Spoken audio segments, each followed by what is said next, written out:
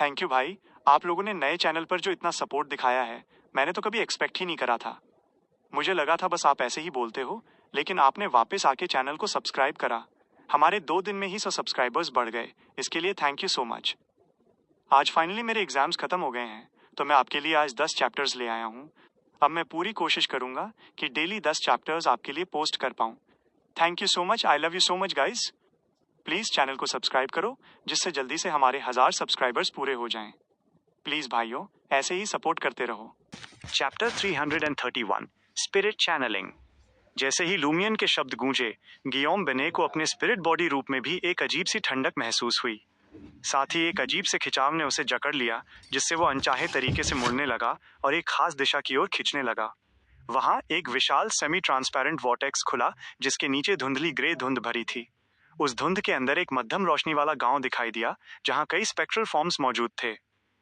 इनमें से एक आकृति ने ऊपर की ओर देखा और गियोम बेने को वॉर्टेक्स के जबरदस्त खिंचाव से लड़ते हुए पाया।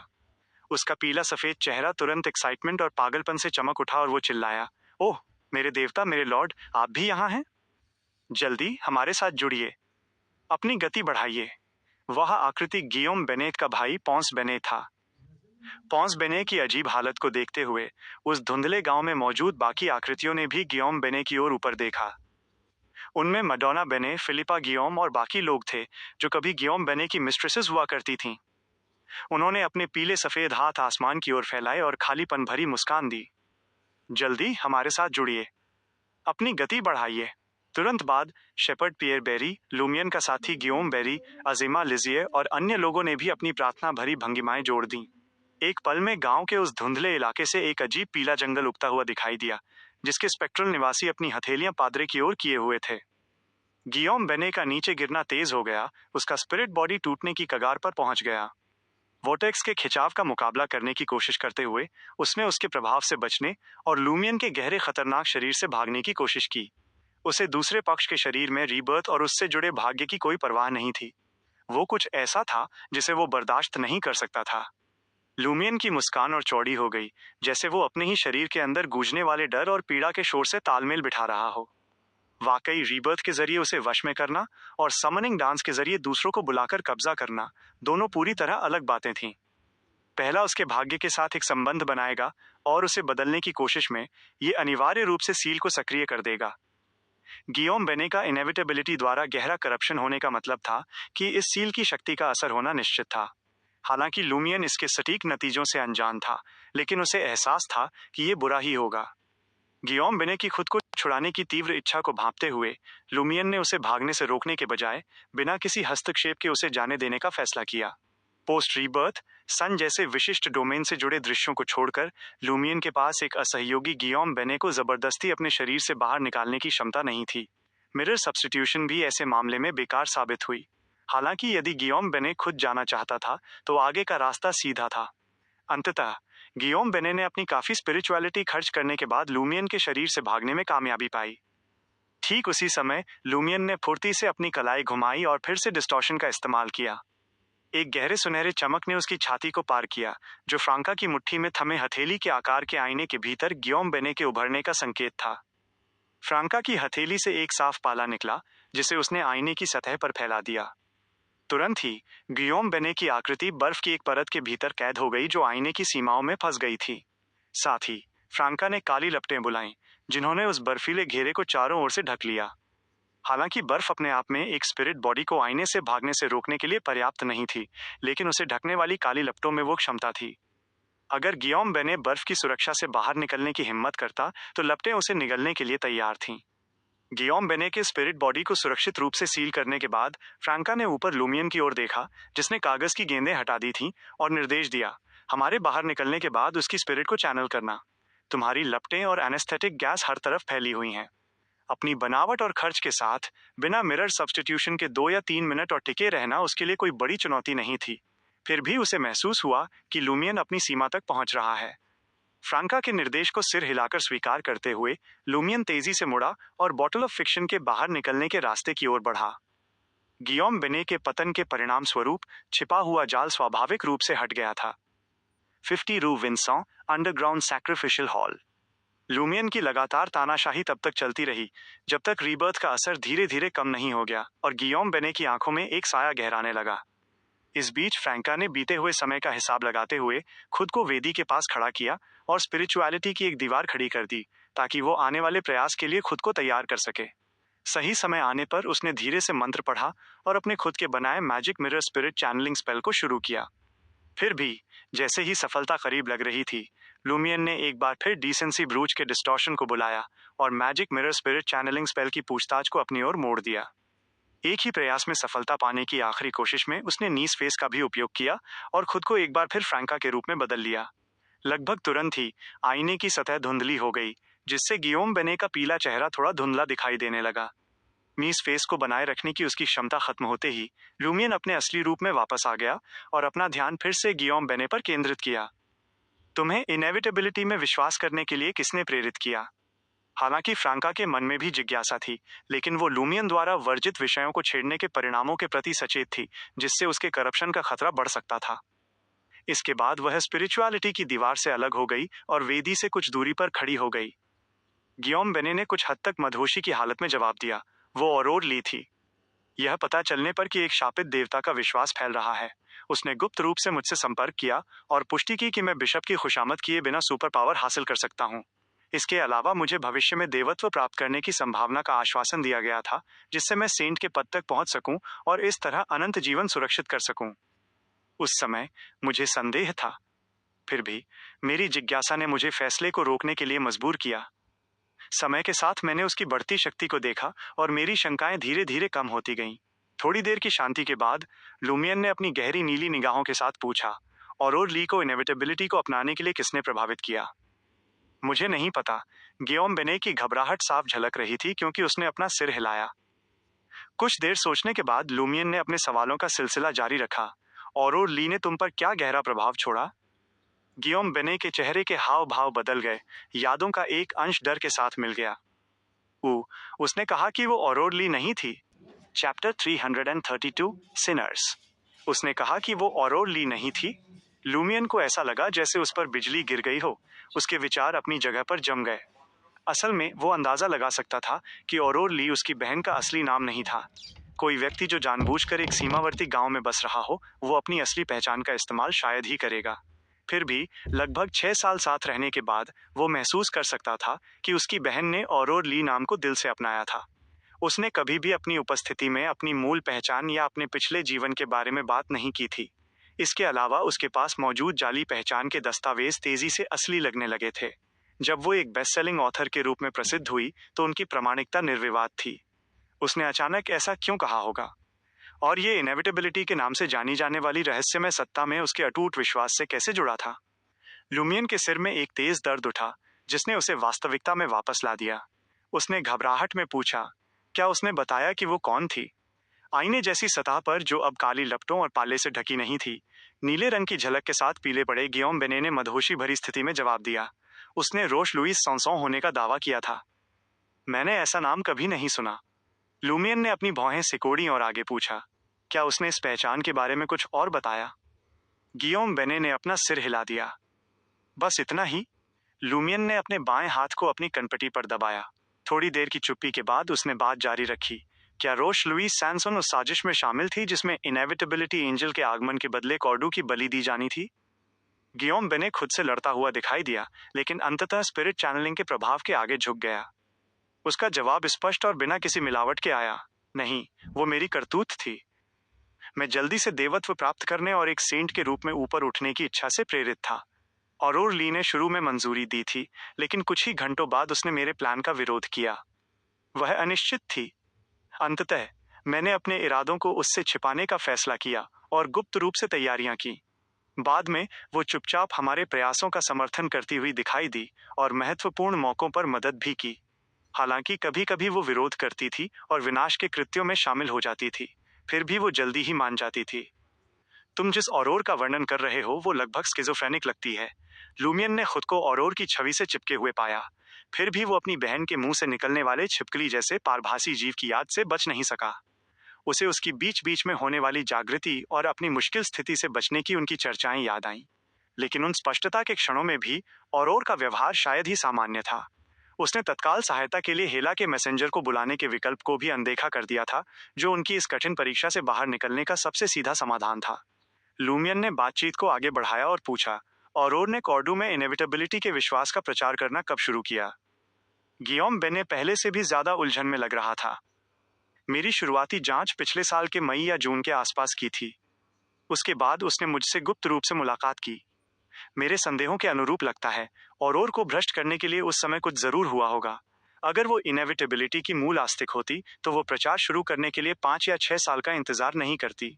लूमियन का चेहरा दर्द से कांप उठा, जिसे उसने जल्दी से दबा दिया। क्या तुमने कभी कॉर्डू में पारभासी छिपकली जैसे जीवों का सामना किया है? नहीं, गियोम बेनेट ने ईमानदारी से जवाब दिया। क्या तुम्हें कॉर्डू में सफरर के रूप में जानी जाने वाली किसी हस्ती के बारे में कोई जानकारी है? लूमियन ने आगे पूछताछ की। गियोम बेने चकित सा रह गया। मुझे नहीं पता। नहीं। लूमियन के चेहरे की मांसपेशियां अनैच्छिक रूप से फड़क उठीं।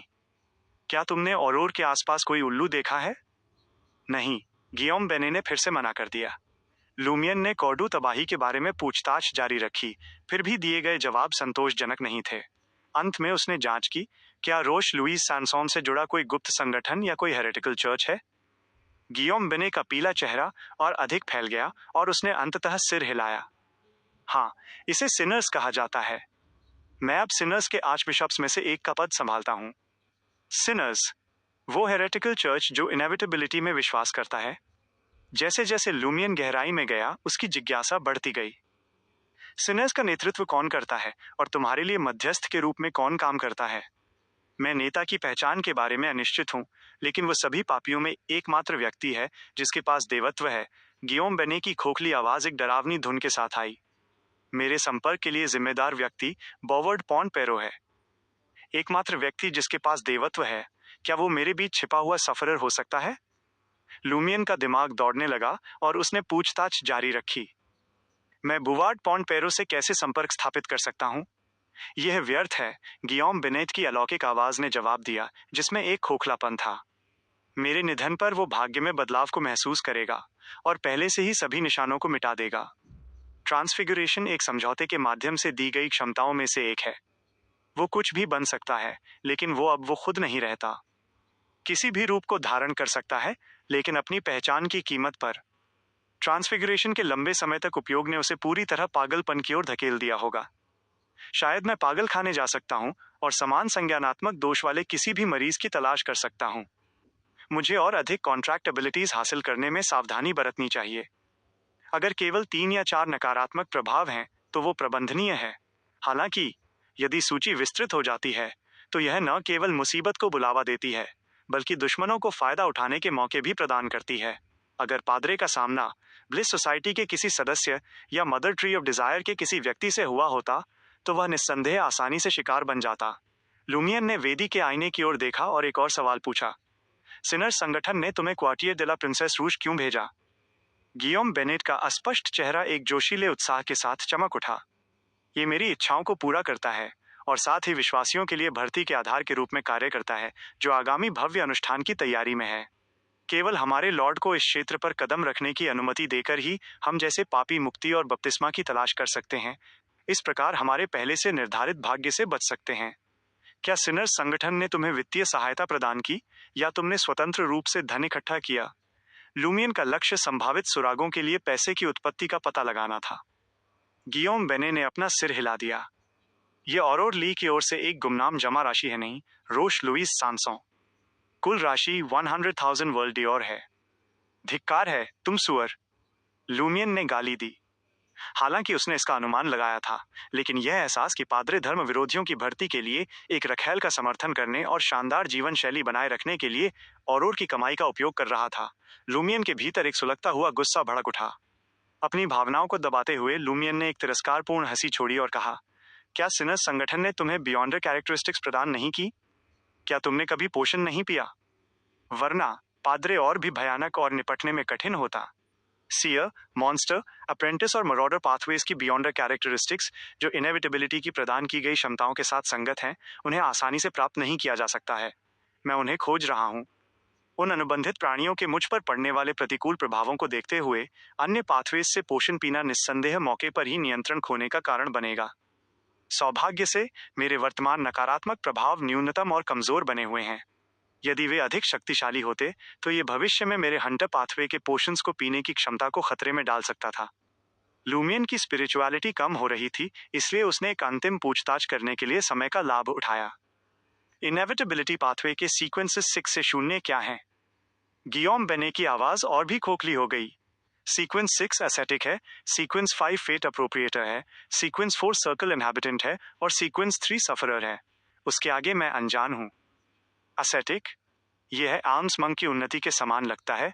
टर्मी बोरोस ने मुझे सूचित क्यों नहीं किया? ठीक है, एक पीड़ित के रूप में वो भविष्य में उससे निकाले गए एसेटिक बून को प्राप्त करने की संभावना रखेगा। उसके लिए संबंधित प्रश्नों का उत्तर देने से बचना स्वाभाविक है।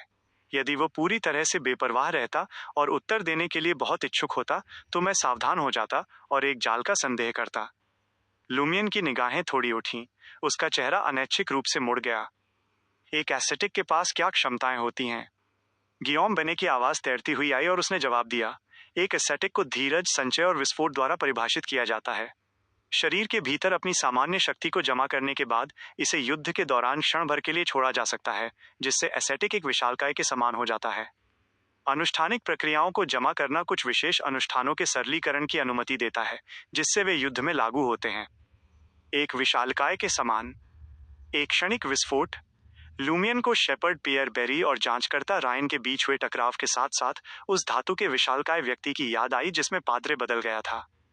यदि धातु युक्त गियोम बेनेट स्पेल ऑफ हरुम्फ से बहुत अधिक सावधान न होता और करीबी मुकाबले से परहेज न करता, लगातार सुरक्षित दूरी बनाए रखता और तेजी से स्थिति बदलता रहता, जिससे फ्रैंका के साइकिक पियर्सिंग को विफल कर देता, तो स्टील बॉडी को एसेटिक के साथ जोड़कर पाद्रे संभवतः लूमियन को मात दे सकता था, जिसे अपनी स्पिरिचुअलिटी का विवेकपूर्ण उपयोग करने की आवश्यकता थी। इसने वरदान के ज्ञान के साथ आए अजीब जीवों को अनदेखा करने और स्पिरिट वर्ल्ड बेस्टियरी से एक अनुबंध लक्ष्य की पहचान करने के लूमियन के तर्क की पुष्टि की। यदि उसने ऐसा नहीं किया होता तो पाद्रे ये निर्धारित करने में सक्षम होता कि स्पेल ऑफ हरम्फ अभी भी लूमियन के पास है या नहीं और उसकी शेष युद्ध शक्ति का अनुमान लगा सकता था। उस स्थिति में उसके प्रतिद्वंद्वी के युद्ध के मैदान के फैसले शायद अंतिम परिणाम से पूरी तरह अलग होते। गियोम बेने ने पहले सरलीकृत अनुष्ठान का विवरण साझा किया था। अनुष्ठानिक संचय के माध्यम से किसी व्यक्ति को भेड़ की खाल में लपेटकर और मंत्र पढ़कर उन्हें एक भेड़ में बदला जा सकता था। एक बोझिल और जटिल समारोह अनावश्यक था। जैसे ही लूमियन सफरर की क्षमताओं के बारे में पूछताछ करने ही वाला था, उसके सिर में एक तेज दर्द उठा जिसने उसकी आगे की बात को रोक दिया। निराशा की एक लहर उठी, हालांकि वो जिसे स्वीकार कर सकता था। यदि फ्रैंका ने magic mirror spirit channelling spell नहीं बनाया होता तो लूमियन अपनी पूछताछ के माध्यम से इतने सारे उत्तर इकट्ठा करने में सक्षम नहीं होता। लूमियन ने अपनी स्पिरिट विजन का उपयोग किया और स्पिरिट चैनलिंग को समाप्त किया। उसने गहरी सांसें लीं, जैसे ही गियोम बेने की आत्मा आईने से बाहर निकली। शांत होने के बाद लूमियन ने अचानक अपनी दाहिनी हथेली फैलाई और पाद्रे के स्पिरिट बॉडी को पकड़ लिया। हालांकि उसकी पकड़ उस अमूर्त इकाई को नियंत्रित नहीं कर सकती थी। लूमियन की हथेली से लाल लपटें उठीं, जिसने गियोम बेने की पहले से ही कमजोर आत्मा को जलाना शुरू कर दिया। उन लपटों के बीच, जो दोपहर के सूरज से भी तेज जल रही थी, लूमियन ने उस प्रेत को स्वाभाविक रूप से तड़पते हुए देखा, जिसके चेहरे पर दर्द अंकित था। लूमियन के होठों पर एक हल्की मुस्कान आई और उसने घोषणा की, प्रेज द सन। क्षण भर के लिए चकित, गियोम बेने का रूप लपटों के भीतर तेजी से बिखर गया। Chapter 333 gains. लूमियन की मुस्कान धीरे धीरे नरम हो गई जब उसने स्पिरिट बॉडी को लपटों के भीतर तड़पते और चिल्लाते हुए देखा। जैसा कि उसने भविष्यवाणी की थी, पाद्रे के मरने के तरीकों में से ये एक था। निश्चित रूप से जब उसने शुरू में एबिस डीमन फ्लावर्स को जलाया था, जिससे बॉटल ऑफ फिक्शन के भीतर की लावारिस खदान एक जलते हुए नर्क में बदल गई थी, तो उसने गियोम बेने के सीधे भस्म होने की उम्मीद नहीं की थी। उस पल के दौरान उसने एक ऐसा वातावरण बनाने के लिए अपनी कॉम्बैट इंस्टिंक्ट्स और पुराने अनुभव पर भरोसा किया था जो उसकी ताकत के पक्ष में हो और उसके सबसे कमजोर पॉइंट्स को कम करे। पाद्रे द्वारा अबिस डीमन फ्लावर्स को बुलाना एक अवसर की तरह था। अबिस डीमन फ्लावर्स के जलने से पैदा हुई एनेस्थेटिक गैस उसका इरादा नहीं था। उसका लक्ष्य एक नरक के भीतर लड़ना था। उस दौरान उसकी बची हुई स्पिरिचुअलिटी बहुत कम थी। फिर भी एक पायरोमेनियाक की लपटों के प्रति रेजिस्टेंस एक फेट अप्रोप्रिएटर से काफी बेहतर थी। इसके अलावा ये रेजिस्टेंस एक फिजिकल एट्रीब्यूट थी जिसने उसकी स्पिरिचुअलिटी को खत्म नहीं किया। जैसे ही बॉटल ऑफ फिक्शन एक दहकते हुए नर्क में बदल गई, यहाँ तक कि हवा भी सांस की नली और फेफड़ों को झुलसा सकती थी। लूमियन का मानना था कि अंततः जीत उसी की होगी। वो गियोम बेने से ज्यादा टिक सकता था और ईंधन की कमी के कारण लपटों के खुद बुझने तक सहन कर सकता था। इनेविटेबिलिटी पाथवे पर उसकी पकड़ के साथ और सीक्वेंस 6 बियॉन्डर्स के लिए अप्रत्याशित विचलन की अनुपस्थिति में गियोम बेने का शरीर एक साधारण व्यक्ति की तुलना में केवल अधिक मजबूत था। उसकी ताकत उसकी फ्लेक्सिबिलिटी और टॉलरेंस में थी, न कि फायर रेजिस्टेंस में। कॉर्डू के मुकाबलों के दौरान लूमियन के ऑब्जर्वेशन ने इस बात की पुष्टि की थी। गियोम बेने और पियर बेरी दोनों वे व्यक्ति जो स्पष्ट रूप से सीक्वेंस 7 से आगे बढ़ चुके थे, उन्होंने उल्लेखनीय कॉम्बैट कैपेबिलिटीज दिखाई थीं, हालांकि उनमें पर्याप्त डिफेंसिव एट्रीब्यूट्स की कमी थी। लूमियन ने पाद्रे द्वारा स्टील बॉडी एबिलिटी हासिल करने की उम्मीद नहीं की थी। इस एबिलिटी के फायदे और नुकसान दोनों थे। एक तरफ इसने लूमियन के नरक बनाने के शुरुआती प्लान को बिगाड़ दिया। दूसरी तरफ इसने पाद्रे की अपनी क्षमताओं को सीमित कर दिया, जिससे लूमियन को अधिक प्रभावी ढंग से लड़ने और बॉटल ऑफ फिक्शन के प्रवेश द्वार को खोलने का मौका मिला। इससे उसका साथी लड़ाई में शामिल हो सका और मदद कर सका। लूमियन ने बाद में फ्रांका को पहले निपटाकर अनावश्यक बाधाओं को दूर करने के गियोम बेने के दृढ़ संकल्प का फायदा उठाया। फिर उसने तुरंत एक घातक जाल बुना। जलती हुई हवा की सिसकारी के बीच गियोम बेने की रोती हुई स्पिरिट बॉडी तेजी से बिखर गई और धीरे धीरे गायब हो गई। काम पूरा होने पर लूमियन मुड़ा और फ्रैंका और जेना की ओर सिर हिलाकर इशारा किया, जो उसके काम पूरा होने का संकेत था। अगले ही पल वो वेदी की ओर लड़खड़ाया और गाय, भेड़ और कुत्ते की खालें उठा लीं। ये चीजें पूरी थीं और करीब से देखने पर एक डरावनी आभा छोड़ रही थीं। ये खास खालें थीं जिन्हें एनिमल क्रिएशन स्पेल अनुष्ठान के पहले आधे हिस्से के माध्यम से इकट्ठा किया गया था और संचय के लिए एस्थेटिक शक्तियों का लाभ उठाकर बनाया गया था। संबंधित मंत्र को पकड़ने और व्यक्तियों या खुद को इन खालों में लपेटने पर एनिमल क्रिएशन स्पेल को सीधे अंजाम दिया जा सकता था। हालांकि लूमियन ने अभी तक जानवरों के निर्माण या उसे खत्म करने के लिए निर्धारित मंत्र को नहीं समझा था, लेकिन इन बाधाओं को समय आने पर दूर किया जा सकता था। उदाहरण के लिए वो पादरी की बटलर पॉलिना को हिरासत में ले सकता था और दूसरों से ये पता लगा सकता था कि क्या उनके पास ऐसा ज्ञान है। विकल्प के रूप में वो मंत्र को डिकोड करने के लिए मरॉडर पाथवे के एक क्रिप्टोलॉजिस्ट को काम पर रख सकता था। वो ट्रायल और एरर का सहारा भी ले सकता था और इनएविटेबिलिटी डोमेन के अपने ज्ञान और गियोम बेने के व्यक्तित्व की अपनी समझ को लागू कर सकता था। अंत में वो सफलता पर किसी भी स्पष्टता के लिए डिविनेशन का उपयोग कर सकता था। इस प्रकार इन 2 भेड़ की खालों, एक गाय की खाल और 2 कुत्ते की खालों का काफी मूल्य था। समझदारी से इस्तेमाल किए जाने पर वे बेजोड़ प्रभाव पैदा कर सकती थीं। गियोम बेने ने पहले लूमियन को लगभग धोखा दे दिया था, जब उसने एक विशाल भूरे बालों वाले कुत्ते का रूप धारण किया था, जो रू विंसेंट से भागने और उनके भाग्यशाली मिलन को तोड़ने की कोशिश कर रहा था। हालांकि इनेविटेबिलिटी के वरदान में उसके कट्टरपंथ और उसके कॉन्ट्रैक्ट के कारण उसके लालच ने तर्क को खत्म कर दिया था। इसने उसे शिकार से शिकारी बनने की ओर धकेल दिया, जिससे उल्टा जाल बिछ गया। जब लुमियन का शरीर ऐसे झूलने लगा जैसे उसने अपना संतुलन खो दिया हो, फ्रैंका और जेना ने उसे सहारा दिया और उनमें से प्रत्येक ने गाय, भेड़ और कुत्ते की खाल का हिस्सा उठाने में उसकी मदद की। उस पल में बॉटल ऑफ फिक्शन कांपने लगी। गियोम बेने के सपोर्ट से वंचित होने और कुछ समय के लिए नर्क की आग का सामना करने के बाद ये अंततः बर्फ की तरह टूट गई और इसके टुकड़े शून्य में गिर गए। वह लावारिस गुफा जो अपनी कैद से घिरी हुई थी, गुप्त दरवाजे के माध्यम से लूमियन और उसके साथियों के सामने प्रकट हुई। सभी अबिस डीमन फ्लावर्स राख बनकर जमीन पर बिखर गए थे। आग ने अपना ईंधन खत्म कर दिया था और लूमियन की स्पिरिचुअलिटी से वंचित होकर ज्यादातर अंगारों में बदल गई थी। केवल कुछ ही हिस्से लाल चमक के साथ बचे थे, जो धीरे धीरे कम हो रही थी। लूमियन ने फ्रांका की ओर देखा और कहा, मैं अंडरग्राउंड ट्रायर के रास्ते रू डे ब्लूज ब्लॉन्शेस वापस जाऊंगा। जब आप सतह पर जाएं तो अर्थ ब्लड और ले जाना। एक बार डिसेंसी ब्रूच हटा दिए जाने के बाद लूमियन को अनिवार्य रूप से अपने आसपास के लोगों द्वारा तिरस्कृत किया जाएगा। यदि वह अपने कदमों को वापस दोहराता है तो उसके साथ कई हादसे हो सकते हैं।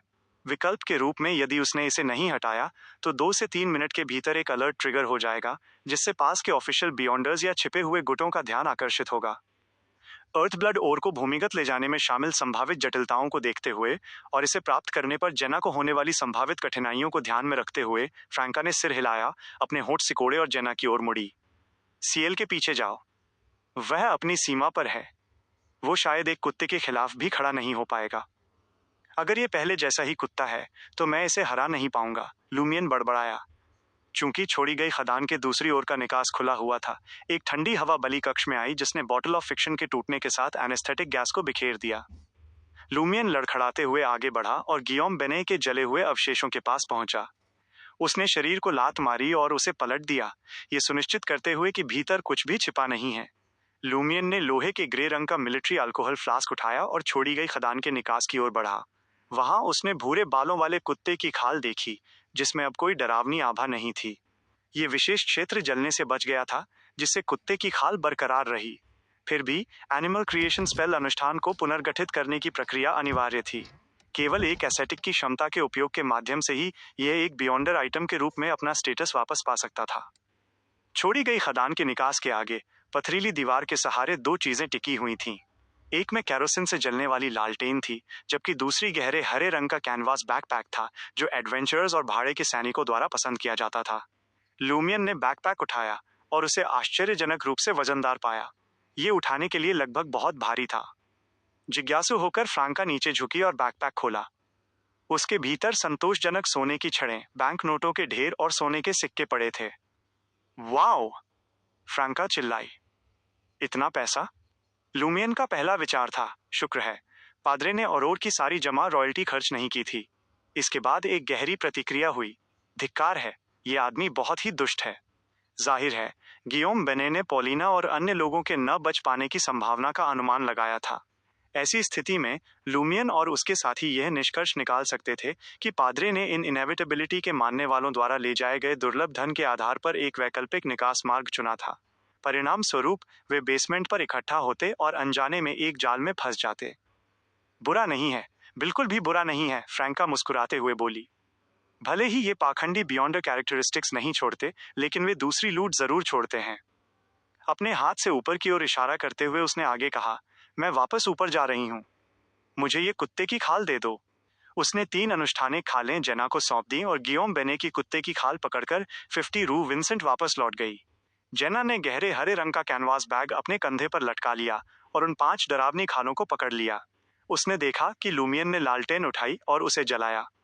छोड़ी गई खदान के बाहर धुंधली सुरंग में कुछ कदम चलने के बाद लूमियन ने तुरंत डिसेंसी ब्रूच हटा दिया और उसे अपनी कमर से लटके एक और मिलिट्री अल्कोहल फ्लास्क में रख दिया, जिससे वो शराब के तल में डूब गया। लूमियन अचानक कांपने से पहले कुछ और कदम चला। वो पीछे मुड़ा और पीछे आ रही जेना की ओर देखा। जेन्ना गाय, भेड़ और कुत्ते की खालों को पकड़े हुए और कैनवास बैग ले जाते हुए एक गंभीर भाव लिए हुए थी, जिसमें घृणा साफ झलक रही थी। उसे बोलने में कठिनाई हुई, उसकी आवाज लड़खड़ा रही थी। मैं खुद पर काबू रख सकती हूँ। धिक्कार है, मैं तुम्हें नहीं पीटूंगी। हालांकि लूमियन को संदेह था, लेकिन उसके पास अपनी यात्रा जारी रखने के अलावा कोई विकल्प नहीं था। 7 से 8 मिनट के बाद उसे एक लावारिस सुरंग मिली और वो एक कोने में बैठ गया, डिसेंसी ब्रूच के प्रतिकूल प्रभावों के खत्म होने का इंतजार करने लगा। उसने आराम करने और अपनी कुछ स्पिरिचुअलिटी वापस पाने के अवसर का लाभ उठाया। ... 50 रू विंसेंट में जो घटनाएं घटी वे किसी को पता नहीं चली, क्योंकि फ्रैंका ने व्यवस्थित रूप से सभी सबूत मिटा दिए और एक डीमोनेस के अनुकूल तरीके से एंटी डिविनेशन प्रक्रिया की। इस पूरे प्रयास के दौरान उसने हर कमरे की बारीकी से जांच की। संभावित करप्शन के प्रति सतर्क रहते हुए उसने बहुत गहराई तक जाने से परहेज किया। हालांकि उसकी खोज में न तो कोई कीमती सुराग मिला और न ही कोई महत्वपूर्ण चीज। अंततः वो ग्राउंड फ्लोर पर पार्लर में वापस आ गई और बेहोश नकली गियोम बेनेट को जगाया। नकली गियोम बेने ने काले बागे में लिपटी उस आकृति की ओर देखा, जिसकी पकड़ में भूरे कुत्ते की खाल थी। एक पल के लिए उसे लगा जैसे वो किसी सपने में फंसा हुआ हो, जागने में असमर्थ। फ्रांका धीरे से हंसी। जैसा कि आप देख सकते हैं, हमने उस शैतान को मार दिया है। उसकी आंखों में नकली गियोम बेने अब पादरे जैसा नहीं था। वो बहुत अपरिचित हो गया था। शायद यही उसका असली रूप था। मैं नकली गियोम बेने आश्चर्य और खुशी में हकलाया। क्या आप यहाँ मेरी मदद करने के लिए आए हैं? हम डीमन हंटर्स हैं, फ्रैंका ने झूठ बोला। आप हमें इस शैतान के बारे में और क्या बता सकते हैं? हालांकि उसके magic mirror spirit channelling spell ने लूमियन को गियोम बेनेट से व्यापक जानकारी इकट्ठा करने में सक्षम बनाया था, लेकिन इसकी पहुंच की सीमाएं थीं। ये हर पहलू को कवर नहीं कर सकता था। महत्वपूर्ण सुरागों को नजरअंदाज करने के जोखिम से बचने के लिए संबंधित व्यक्तियों से और पूछताछ करना अनिवार्य था। नकली गियोम बेने ने अपने सामने खड़ी नकाबपोश महिला को उल्लेखनीय रूप से मिलनसार पाया। उसने जवाब देने से पहले संक्षेप में सोचा, मेरी पत्नी के साथ अफेयर करने और स्टेक और मटन चॉप्स का आनंद लेने के अलावा उस शैतान के बारे में कुछ भी खास नहीं है। हाँ, ये हर हफ्ते एक दिन के लिए गायब हो जाता है और फिर बिना किसी शोर शराबे के वापस आ जाता है। हफ्ते में एक बार गायब होना? फ्रांका ने इस विवरण को नोट किया और आगे पूछताछ की। अतिरिक्त जानकारी निकालने की संभावना खत्म होने के बाद वो मुस्कुराई और सूक्ष्मता से नकली गियोम बेने को उकसाया। अगर मैं आपकी जगह होती तो मैं तुरंत ये जगह छोड़ देती। आपकी पत्नी एक शैतान की तरह है। मैं किसी भी कीमती सामान को उन क्षेत्रों में ले जाऊंगी जहां मेरी पहचान अज्ञात रहे। मैं एक नया घर खरीदूंगी, एक नई शादी करूंगी और एक नया अध्याय शुरू करूंगी। गियोम बेने के दिल की धड़कन तेज हो गई और अपनी जगह पर डटे रहने का उसका संकल्प कम हो गया। अगले ही पल उसने देखा कि उसके सामने खड़ी महिला पिघलती हुई बर्फ की तरह तरल हो गई। Chapter 334 clues. उस सुनसान सुरंग में लूमियन की आंखें अचानक खुल गईं। अनचाही नींद ने उसे घेर लिया था, लेकिन इसने उसकी स्पिरिचुअलिटी को फिर से तरोताजा करने का काम किया। कम से कम उसके सिर में होने वाला दर्द अब कम हो गया था और उसकी नसों, अंगों और मांस में दौड़ती तेज आग पूरी तरह से शांत हो गई थी। लूमियन की नजर गहरे अंधेरे में डूबी हुई थी। उसके हाथों ने उस लालटेन को टटोला जो बुझ चुकी थी और उसे जलाने के बाद उसने जेना को देखा। एक महिला मर्सनरी के भेष में वो उसके सामने तिरछी बैठी थी। वो सुरंग की दीवार के सहारे टिकी हुई थी। उसकी नजर उसके सामने रखे गहरे हरे रंग के कैनवास बैकपैक और 5 रिचुअलिस्टिक हाइट्स पर टिकी थी। हलचल महसूस करते हुए जेना ने ऊपर लूमियन की ओर देखा। कुछ सेकंड तक उसे गौर से देखने के बाद उसने मजाक में कहा, आखिरकार अब तुम उतने अनोइंग नहीं रहे। क्या डिसेंसी ब्रूच के बुरे प्रभाव खत्म हो गए हैं? लूमियन ने राहत की सांस ली। जेना के होठों पर मुस्कान आ गई और वो खड़ी हुई। उसने गहरे हरे रंग के बैकपैक को अपने कंधे पर उठा लिया। उसने लूमियन से कहा, पहले मेरे मन में तुम्हें पीटने और तुम्हारे सोते समय तुम्हारे चेहरे पर कुत्ते की गंदगी लगाने के ख्याल आ रहे थे, लेकिन मैंने खुद पर काबू पा लिया। बहुत बहुत शुक्रिया, लूमियन ने कहा। उसकी कृतज्ञता में थोड़ा व्यंग्य था। कंधे पर बैकपैक लटकाए हुए जेना उन 5 रिचुअलिस्टिक हाइड्स को इकट्ठा करने के लिए झुकी।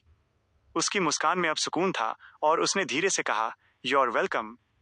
उसके साथ वो सुरंग के निकास की ओर बढ़ी। उसके होठों पर एक मुस्कान नाच रही थी। इसे मेरा तुम्हें एक दोस्त की तरह ट्रीट करना समझो। तुम फिर से मेरा मजाक उड़ा रही हो। लूमियन धीरे से बड़बड़ाया और लालटेन उठाकर उसके पीछे चल दिया। Dot dot dot. Apartment 601 3 rue des Blouses Blanches। Franca, जो अब अपनी सामान्य पोशाक, एक ब्लाउज और हल्के रंग की ब्रीच में थी, लूमियन और जेना की वापसी का इंतजार कर रही थी।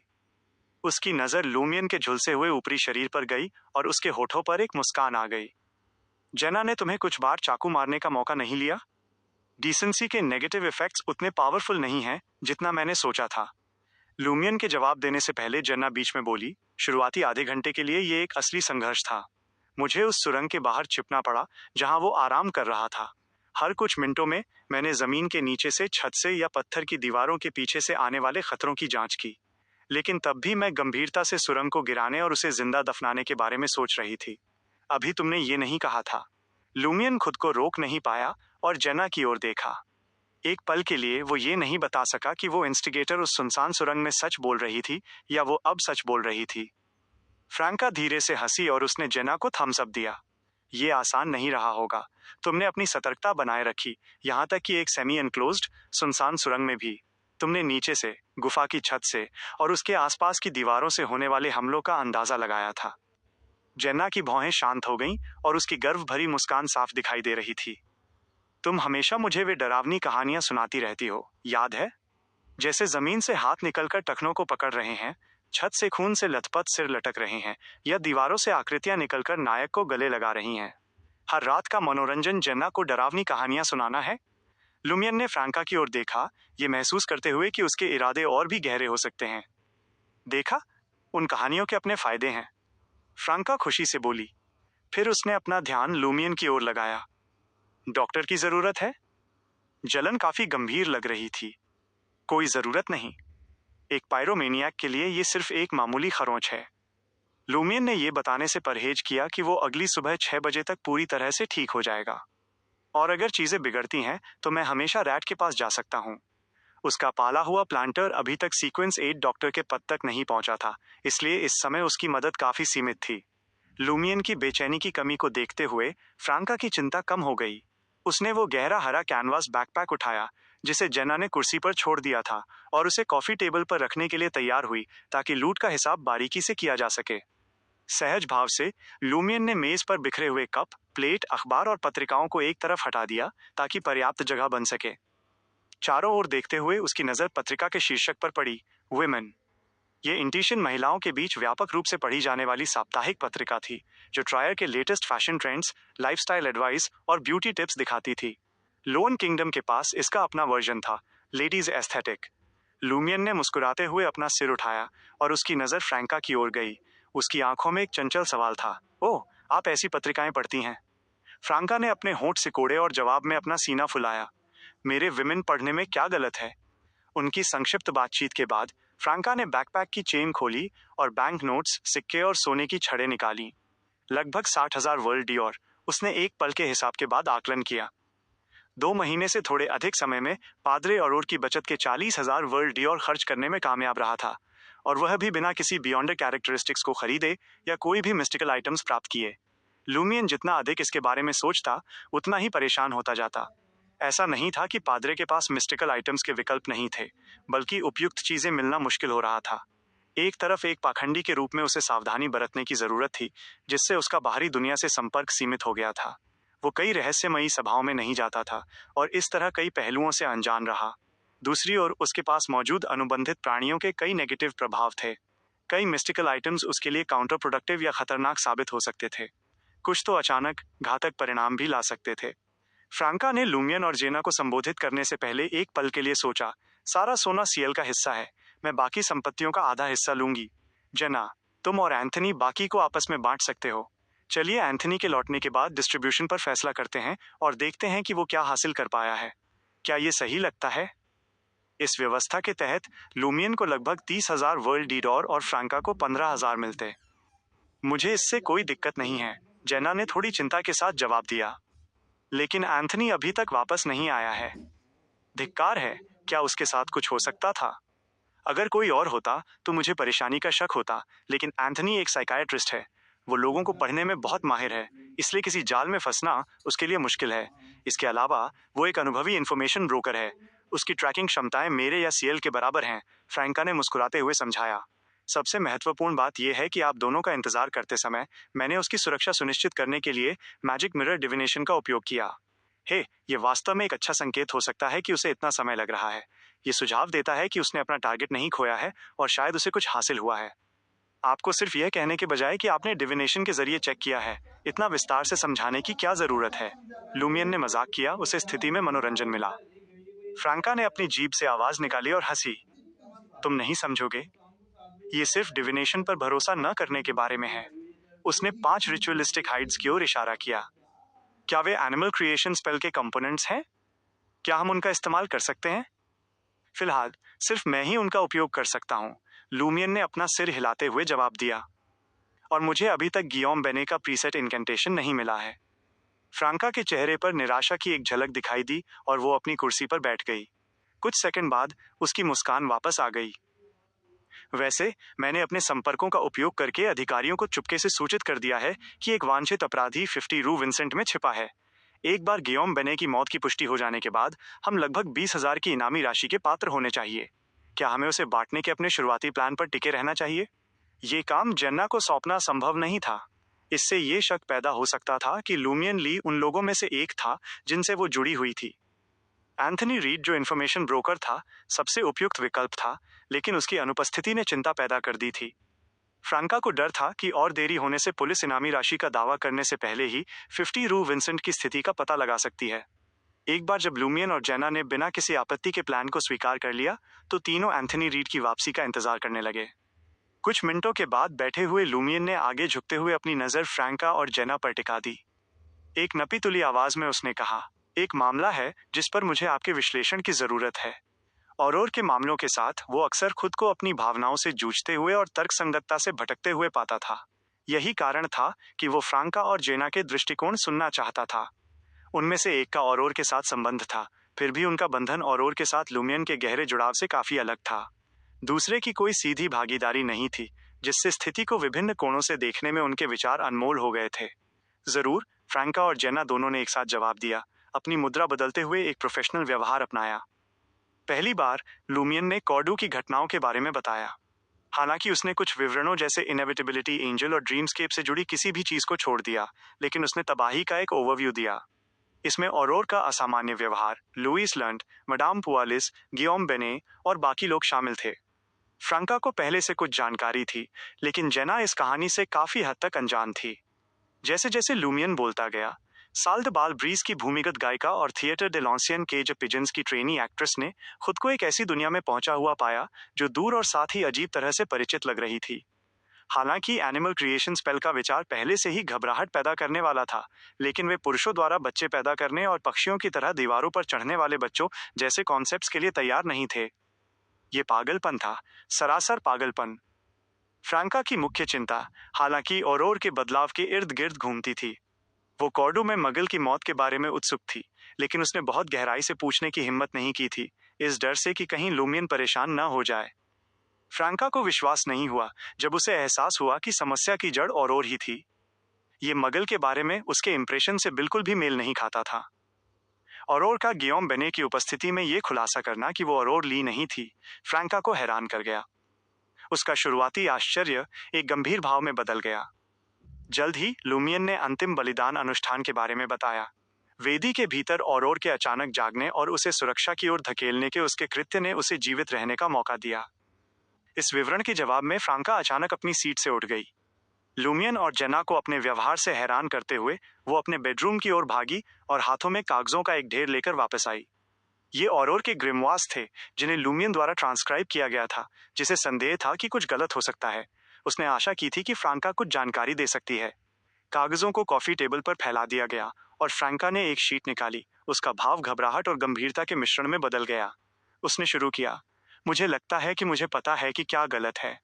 लूमियन ने आश्चर्य से देखा और पाया कि नोटबुक में सोल समनिंग के रूप में जाने जाने वाले वॉरलॉक स्पेल की एक कॉपी थी। एक सप्लीमेंट्री स्पेल जिसे आत्माओं को शरीर से अलग करने में सहायता करने के लिए या एस्ट्रल प्रोजेक्शंस को उनकी आत्माओं को खोजने में मदद करने के लिए डिजाइन किया गया है जब वे स्पिरिट रेल में भटक रहे हों। पहले स्पेल की संरचना का अध्ययन करने के बाद लूमियन को इसमें कोई समस्याग्रस्त तत्व नहीं मिला था। यह किसी भी दुष्ट देवता से जुड़ा नहीं था। हालांकि फ्रांका के शब्दों में एक ऐसा वजन था जो ध्यान देने की मांग कर रहा था। लूमियन ने एक बार फिर स्पेल की ओर अपनी नजर डाली, उसकी तारीख और उसकी उत्पत्ति पर ध्यान केंद्रित किया। अप्रैल 1357 अप्रैल फूल्स गैदरिंग से खरीदा गया। Chapter 335 another world. लूमियन ने ग्रिमवार से अपना फोकस हटाया और अपना ध्यान फ्रांका की तरफ मोड़ा। क्या इसमें कोई प्रॉब्लम है? उसने कई मौकों पर सोल समनिंग स्पेल को बहुत बारीकी से स्टडी किया था। अगर कोई प्रॉब्लम होती तो उसे बहुत पहले ही पता चल जाना चाहिए था। उसकी लिमिटेशन ये थी कि वो स्पेल को लर्न नहीं कर सकता था और न ही उसके अल्टीमेट इफेक्ट्स को समझ सकता था। आखिर एक पायरोमेनियक के तौर पर उसके पास ऐसी लर्निंग्स के लिए ज़रूरी कैपेसिटी नहीं थी, क्योंकि ये कॉरेस्पॉन्डिंग सीक्वेंस के साथ इनकम्पैटिबल था। फ्रांका कुछ सेकंड्स के लिए साइलेंट रही और फिर बोली, क्या होता है जब सोल समनिंग स्पेल को दूसरों पर यूज किया जाता है? यह एक स्पिरिट को उस बॉडी के साथ फिर से यूनाइट करने में सक्षम बनाता है जिससे वो अलग हो गई थी। स्पिरिट वर्ल्ड में खोए हुए एस्ट्रल प्रोजेक्शंस को वापस बुलाने का एक मीन्स प्रोवाइड करता है और इस तरह उनके फिजिकल फॉर्म्स के साथ रिकनेक्शन का एक अपॉर्चुनिटी देता है। लूमियन ने औरोर के ग्रिमवार के बेसिस पर स्पेल को डिस्क्राइब करना शुरू किया और फिर क्लैरिटी के लिए एक पर्सनल एग्जाम्पल दिया। पिछले बैटल में अगर मैं गियोम बेने के सोल असिमुलेशन मिस्टिक स्पेल से पीड़ित होता, जिसके रिजल्ट में सिवियर डिसोरिएंटेशन होता, तो सोल समनिंग स्पेल ने मुझे अनकॉन्शियसनेस से जगा दिया होता। नेचुरली यहाँ प्रेमिस ये है कि ऐसे बियॉन्डर्स एग्जिस्ट करते हैं जिनके पास इस स्पेल को लर्न और एम्प्लॉय करने की एबिलिटी हो। फ्रांका ने लूमियन के आंसर को डिसरिगार्ड किया और गंभीरता के साथ पूछा, क्या होगा अगर कोई इसे खुद पर एम्प्लॉय करे? ये किस तरह का क्वेश्चन है? लूमियन ने एक मोमेंट के लिए सोचा और पूछा, ये इनफेक्टिव होगा। अगर स्पिरिट और बॉडी के बीच सेपरेशन के कोई साइंस एविडेंट नहीं है तो खुद पर कास्ट करने पर स्पेल का कोई इम्पैक्ट नहीं होगा। अगर पहले से ही ऐसी कंडीशन जैसी कोई प्रॉब्लम है तो कोई भी स्पेल्स एम्प्लॉय करने के काबिल ही नहीं होगा। लेकिन क्या होगा अगर हाइपोथेटिकली? फ्रांका अपनी बात पूरी करने से पहले ही रुक गई। जेना, जो काफी ऑब्जर्वेंट और क्विक विटेड थी, उसने पहले फ्रांका को देखा, फिर लूमियन को और फिर अपनी सीट से उठते हुए एक स्माइल दी। हम काफी देर से डिस्कशन में खोए हुए हैं। क्या आप दोनों को भूख नहीं लग रही? क्यों ना मैं कुछ आफ्टरनून टी ले आऊं? श्योर, लूमियन फ्रांका की तरफ से अग्री हो गया। उसने सेंस किया कि फ्रांका कुछ ऐसा रिवील करने वाली थी जो प्रॉब्लमैटिक हो सकता था अगर जेना को उसकी भनक लग जाती। इसीलिए वह बोलते बोलते रुक गई थी। लूमियन ने पहले ही जेना को मिस्टर फूल के फेथ से इंट्रोड्यूस करने के बारे में सोचा था। वे अब कॉमरेड्स थे जिन्हें कई जॉइंट एंडेवर्स करने थे। ऐसे सिनारियोज में कुछ सीक्रेट्स छुपाए नहीं जा सकते थे और लगातार ऐसा करने से कोलैबोरेशन में रुकावट आती। रही बात टैरोट क्लब और curly head baboons research society के बारे में इंफॉर्मेशन शेयर करने की, तो लूमियन अभी तक किसी कंक्लूजन पर नहीं पहुंचा था। काफी सोच विचार के बाद उसने डिसाइड किया कि जेना को प्रीच करना तब ज्यादा सही रहेगा जब वो एक विच बन जाएगी। उसका सीक्वेंस अभी बहुत लो था और उसमें ऐसे नॉलेज के बोझ को संभालने की स्ट्रेंथ नहीं थी। बहुत ज्यादा इन्फॉर्मेशन उसे वल्नरेबल बना सकती थी और गलती से सीक्रेट्स डाइवर्ज हो सकते थे। हालांकि असासिन पाथवे की सीक्वेंस 7 विचेस डेमिगॉड टियर के नीचे एक क्वालिटेटिव ट्रांसफॉर्मेशन रिप्रेजेंट करती थी, जो जेना को खुद का बचाव करने के लिए एम्पावर करती, जबकि लूमियन इस पर्टिकुलर पाथवे के सीक्वेंस 5 से अनफेमिलियर था। इसके नाम और इसमें शामिल बियॉन्डर पावर्स के बारे में उसका मानना था कि एक सीक्वेंस 6 डीमोनस ऑफ प्लेजर ने विच की तुलना में कोई ड्रास्टिक मेटामॉर्फोसिस मैनिफेस्ट नहीं किया था। बाद वाला तो किसी व्यक्ति का जेंडर तक बदल सकता था, जो उनकी कैपेबिलिटीज में मौजूद काफी बड़े गैप को दर्शाता था। फ्रैंका की नजर जेना की जाती हुई फिगर का पीछा करती रही, जब तक कि उसके कदमों की धीरे धीरे कम होती आवाज उसके कानों तक पहुंची। वो रिक्लाइनर पर क्रॉस लेग पोजीशन में बैठ गई और एक हल्की आह भरी। ऐसा नहीं है कि जेना इसके बारे में नहीं जान सकती, लेकिन मुझे चिंता है कि ये उसे मुझसे डरा सकता है कि वो खुद को मुझसे दूर कर लेगी और मुझे एक अलग नजरिए से देखेगी। लूमियन ने यह सवाल नहीं पूछा, क्या तुम्हें फिक्र नहीं है कि मैं भी वैसा ही रिएक्ट कर सकता हूँ? वो अपनी सीट पर वापस बैठ गया। उसके चेहरे पर पेशेंस दिख रही थी, क्योंकि वो सोल समनिंग स्पेल के बारे में फ्रांका के एक्सप्लेनेशन का इंतजार कर रहा था। फ्रांका के होंठ सिकुड़ गए। उसका डिमीनर हेजिटेशन और एप्रहेंशन के बीच डगमगा रहा था। एक पल बाद वो खुद का मजाक उड़ाते हुए हंसी। यही वजह है कि मुझे इस मामले में एक डेंजरस ऑरा महसूस हुआ, वरना मैंने इसे तुम्हारे साथ शेयर करने के बारे में सोचा भी नहीं होता। मैं इसे अपनी कब्र तक ले जाती। ओह, एक और रीजन भी है। तुम्हारे स्पेल ऑफ हारम्फ के ओरिजिन्स मेरे लिए बहुत सिग्निफिकेंस रखते हैं। मुझे उम्मीद है कि तुम मेरे साथ सारी डिटेल्स शेयर करोगे, जैसे मैं तुम्हें अपना सीक्रेट बताने वाली हूँ। साय, हम curly head baboons research society के मेंबर्स एक कॉमनैलिटी शेयर करते हैं। हम सब अनदर वर्ल्ड से आए हैं। उसी के साथ फ्रैंका रिक्लाइनर में और झुक गई, जैसे उसकी पूरी एनर्जी खत्म हो गई हो। एक डिमोनेस ऑफ प्लेजर को अनजाने में ऐसी पोस्चर अपनाते देख लूमियन के भीतर एक हल्की गर्मी पैदा हुई, बावजूद इसके कि उसका ध्यान कहीं और था। Another world? लूमियन ने उसकी बात दोहराई। उसकी आवाज में सच्ची हैरानी थी। ये एक ऐसा आउटकम था जो उसके दिमाग में आया तक नहीं था। ऐसी पॉसिबिलिटी ऐसी थी जिसके बारे में ऑर्डिनरी इंडिविजुअल्स शायद ही कभी सोचेंगे, और फिक्शन की दुनिया में भी ये एक रैरिटी थी। एक पल के लिए उसे इस नोशन के साथ एक ऑड अलाइनमेंट महसूस हुआ। अपनी इमोशंस को काबू में करने की कोशिश करते हुए उसने सोच समझकर पूछा, क्या ये वही होम है जिसके बारे में मेरी बहन अक्सर बात करती है? वो जगह जिसके बारे में वो कहती है कि वो कभी वापस नहीं जा सकती। शुरुआत में लूमियन ने अनुमान लगाया था कि उसकी बहन के होमलैंड को किसी कॉन्फ्लिक्ट या कैटास्ट्रोफी ने तबाह कर दिया होगा, इसीलिए उसका दावा था कि वो वापस नहीं जा सकती। वरना अपनी वॉरलॉक स्ट्रेंथ के साथ वो चोरी छिपे वहां फिर से जा सकती थी, चाहे पूरी दुनिया उसका पीछा ही क्यों न कर रही हो। बाद में लूमियन को औरोर का स्टेटस एक ट्रायरियन के तौर पर पता चला, जिससे उसका एक एनिग्मेटिक होम के रेफरेंसेस देना उसे परप्लेक्स करने लगा। लूमियन के सवाल को सुनकर फ्रैंका के एक्सप्रेशंस कॉम्प्लेक्स इमोशंस में बदल गए। उसका चेहरा विस्टफुलनेस, मेलनकॉली और सौरो का मिक्सचर था। क्या वो अक्सर होम की बात करती है? फ्रैंका ने पूछा। उसकी आंखों ने पल भर के लिए अंदर उमड़ती भावनाओं को छुपा लिया। लूमियन के जवाब का इंतजार किए बिना फ्रैंका के होंठ सिकुड़े और उसने अपनी बात जारी रखी। इसे एक अनदर प्लैनेट या ऑल्टरनेट डायमेंशन की तरह समझो। लूमियन अपनी यादों में डूब गया और खुद से बड़बड़ाया। कोई ताज्जुब नहीं कि उसे रूफटॉप पर चढ़कर कॉस्मोस को देखना इतना पसंद था। The Cosmos? फ्रैंका ने आह भरते हुए उसकी बात दोहराई। अपार्टमेंट 601 में एक खामोशी छा गई, क्योंकि लूमियन और फ्रैंका अपनी अपनी यादों में खो गए।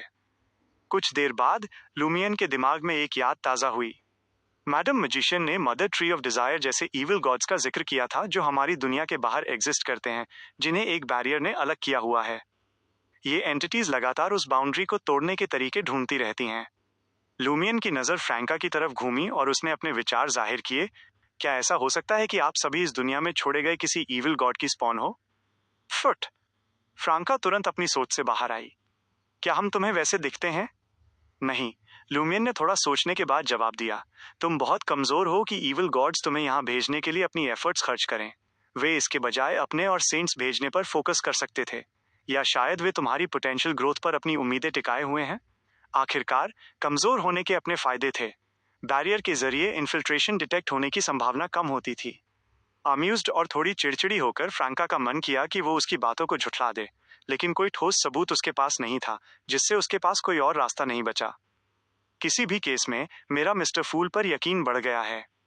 Curly head baboons research society का एक भी मेंबर जिसे मैं मिली हूं किसी ईवल गॉड में फेथ नहीं रखता। भले ही वे रखते हों, शायद वे तुम्हें न बताएं। लूमियन बड़बड़ाया। फ्रांका ने उसके कमेंट को इग्नोर किया और जारी रखा। मुझे अभी भी हमारी ट्रांसमाइग्रेशन के पीछे की वजह के बारे में अनसर्टेनिटी है। मैं काफी समय से एक जवाब ढूंढ रही हूँ। मुझे इतना पता है कि हम इस दुनिया में स्पिरिट्स की तरह आए और खुद को दूसरे व्यक्तियों की बॉडीज के भीतर रीबॉर्न पाया। ये गियोम बेने की रीबर्थ के प्रोसेस जैसा ही है। इस एनालॉजी का सहारा लेकर लूमियन ने फ्रांका और curly head baboons research society के उसके साथियों की सिचुएशन को आसानी से समझ लिया। दूसरे शब्दों में, तुम दूसरे लोगों की बॉडीज में रहते हो? हाँ। फ्रांका ने लूमियन की तरफ एक तिरछी नजर डाली और कहा, क्या तुम ये जानकर दुखी हो कि जिस बहन को तुम इतना प्यार करते हो वो असल में किसी और की बॉडी में रहने वाली एक भटकती हुई स्पिरिट है? मैं भला क्यों दुखी होऊंगा? लूमियन ने कैजुअल तरीके से जवाब दिया। औरोरली, वो इंसान जिसने मुझे सहारा दिया और कॉर्डू में लगभग 6 सालों तक अपनी जिंदगी मेरे साथ बांटी, वही मेरी बहन है। मुझे उस बॉडी के पास्ट या उसकी हिस्ट्री से कोई फर्क नहीं पड़ता। फ्रांका अपनी तरफ से लूमियन का पर्सपेक्टिव ढूंढती लग रही थी। क्या तुम्हें यह सिचुएशन मॉरली ड्यूबियस नहीं लगती? क्या तुम्हें नहीं लगता कि तुम्हारी बहन और मैं चोर हैं जिन्होंने दूसरों की लाशों और जिंदगियों पर कब्जा किया है? क्या ये तुम्हारे सामने कोई मॉरल डायलेमास या कॉन्फ्लिक्ट्स पैदा नहीं करता? मेरी कोई मॉरल्स नहीं है, लूमियन ने शांति से जवाब दिया। अपनी बात को और क्लियर करते हुए उसने जोड़ा, मैं उन लोगों के प्रति दया दिखाता हूं जो मेरे प्रति दयालु हैं। फ्रांका का मुंह थोड़ा खुला रह गया। वो तुरंत कोई जवाब नहीं ढूंढ पाई। लूमियन ने उसकी तरफ देखा और कहा, वो इंसान पहले ही मर चुका है। ये अवेलेबल रिसोर्सेज का एक प्रैग्मेटिक यूज है। अगर तुम्हें गिल्ट महसूस होता है तो उसके साथ नहीं, उसकी फैमिली के साथ अच्छा बर्ताव करो। शायद उसकी कुछ अधूरी इच्छाएं पूरी कर दो। सही है। फ्रांका ने अपने होंठ भींचे और सहमति में सिर हिलाया। कॉन्वर्सेशन को उसके ओरिजिनल ट्रैजेक्टरी पर वापस लाते हुए उसने पूछा, क्या होगा अगर हमारे जैसे लोग खुद पर सोल समनिंग स्पेल यूज करें? क्या ये किसी चली गई स्पिरिट को बुला सकता है? और अगर स्पिरिट के साथ ही कोई अंडरलाइंग इशू हो? लूमियन की ट्रेन ऑफ थॉट अचानक एक्सपैंड हुई। उसी वक्त उसे मैडम हेला द्वारा शुरू की गई एक इंक्वायरी याद आई, जो curly head baboons research society की वाइस प्रेसिडेंट थीं। मगल के पेरेंट्स और बाकी रिश्तेदार शायद इस दुनिया में जिंदा हैं। किसी वजह से उसने खुद को उनसे दूर कर लिया और ट्रायर वापस आने से बचती रही। ये साफ नहीं है कि उनके साथ कुछ गड़बड़ है या वे हेरेटिक्स के कांटेक्ट में आए हैं। क्या मैडम हेला के मन में पहले से ही शक था?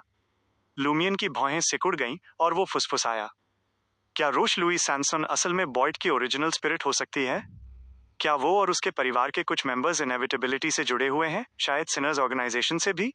उस डायरेक्शन में इन्वेस्टिगेशन जारी रखना वाकई एक पॉसिबिलिटी है। फ्रांका ने कुछ देर सोचने के बाद माना। 2 और सवाल उठते हैं। मगल ने खुद के लिए सोल समनिंग स्पेल का सहारा क्यों लिया? क्या अप्रैल फूल के उस मेंबर ने, जिसने उसे ये स्पेल बेचा था, इस आउटकम को पहले से देख लिया था?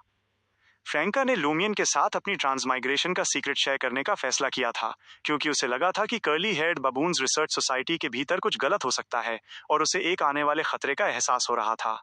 लूमियन ने धीरे से सिर हिलाया। उसका चेहरा इमोशन से खाली था। उसके होठों पर एक हल्की मुस्कान आई जब उसने कहा, तुमने मेंशन किया था कि अप्रैल फूल्स डे उन कर्ली हेड बैबून्स रिसर्च सोसाइटी के मेंबर्स द्वारा बनाई गई थी जो फ्यूचर से निराश हैं और सिर्फ खुशी ढूंढते हैं। क्या ऐसा हो सकता है कि जिस व्यक्ति ने औरोर को सोल समनिंग स्पेल बेचा था उसने सिर्फ मजा लेने के लिए ऐसा किया हो? फ्रांका जवाब देने से पहले कुछ देर खामोश रही। मुझे नहीं पता। मैं उस अप्रैल फूल के मेंबर को ढूंढने और उनके मोटिवेशंस का पता लगाने की जिम्मेदारी लेती हूँ। लूमियन ने छोटा सा एक्नॉलेजमेंट दिया। मैं रोश लुइस सांसों के ट्रेल का पीछा करूंगा। सोल समनिंग स्पेल के इर्द गिर्द की बातचीत खत्म होने के साथ अपार्टमेंट 601 के लिविंग रूम में एक शांति छा गई। एक पॉज के बाद फ्रैंका ने धीरे से सांस छोड़ी और लूमियन से कहा, अब तुम मुझे स्पेल ऑफ हरम्फ के बारे में बता सकते हो। Chapter 336 armoured shadows origins. Lumion ने अपना फोकस रोश Louis Sainson, soul summoning spell और अप्रैल फूल्स के ख्यालों से हटाया। उसने फ्रैंका के कहने पर शुरू से पूरी कहानी सुनानी शुरू की। कॉर्डू डिजास्टर के बाद मैंने खुद को ईविल गॉड इनएविटेबिलिटी के करप्शन से टेंटेड पाया। किस्मत से मिस्टर फूल द्वारा दी गई प्रोटेक्शन की वजह से मैं अपनी सैनिटी बचा पाया, जिसने मुझे एक मॉन्स्टर में बदलने से रोक लिया।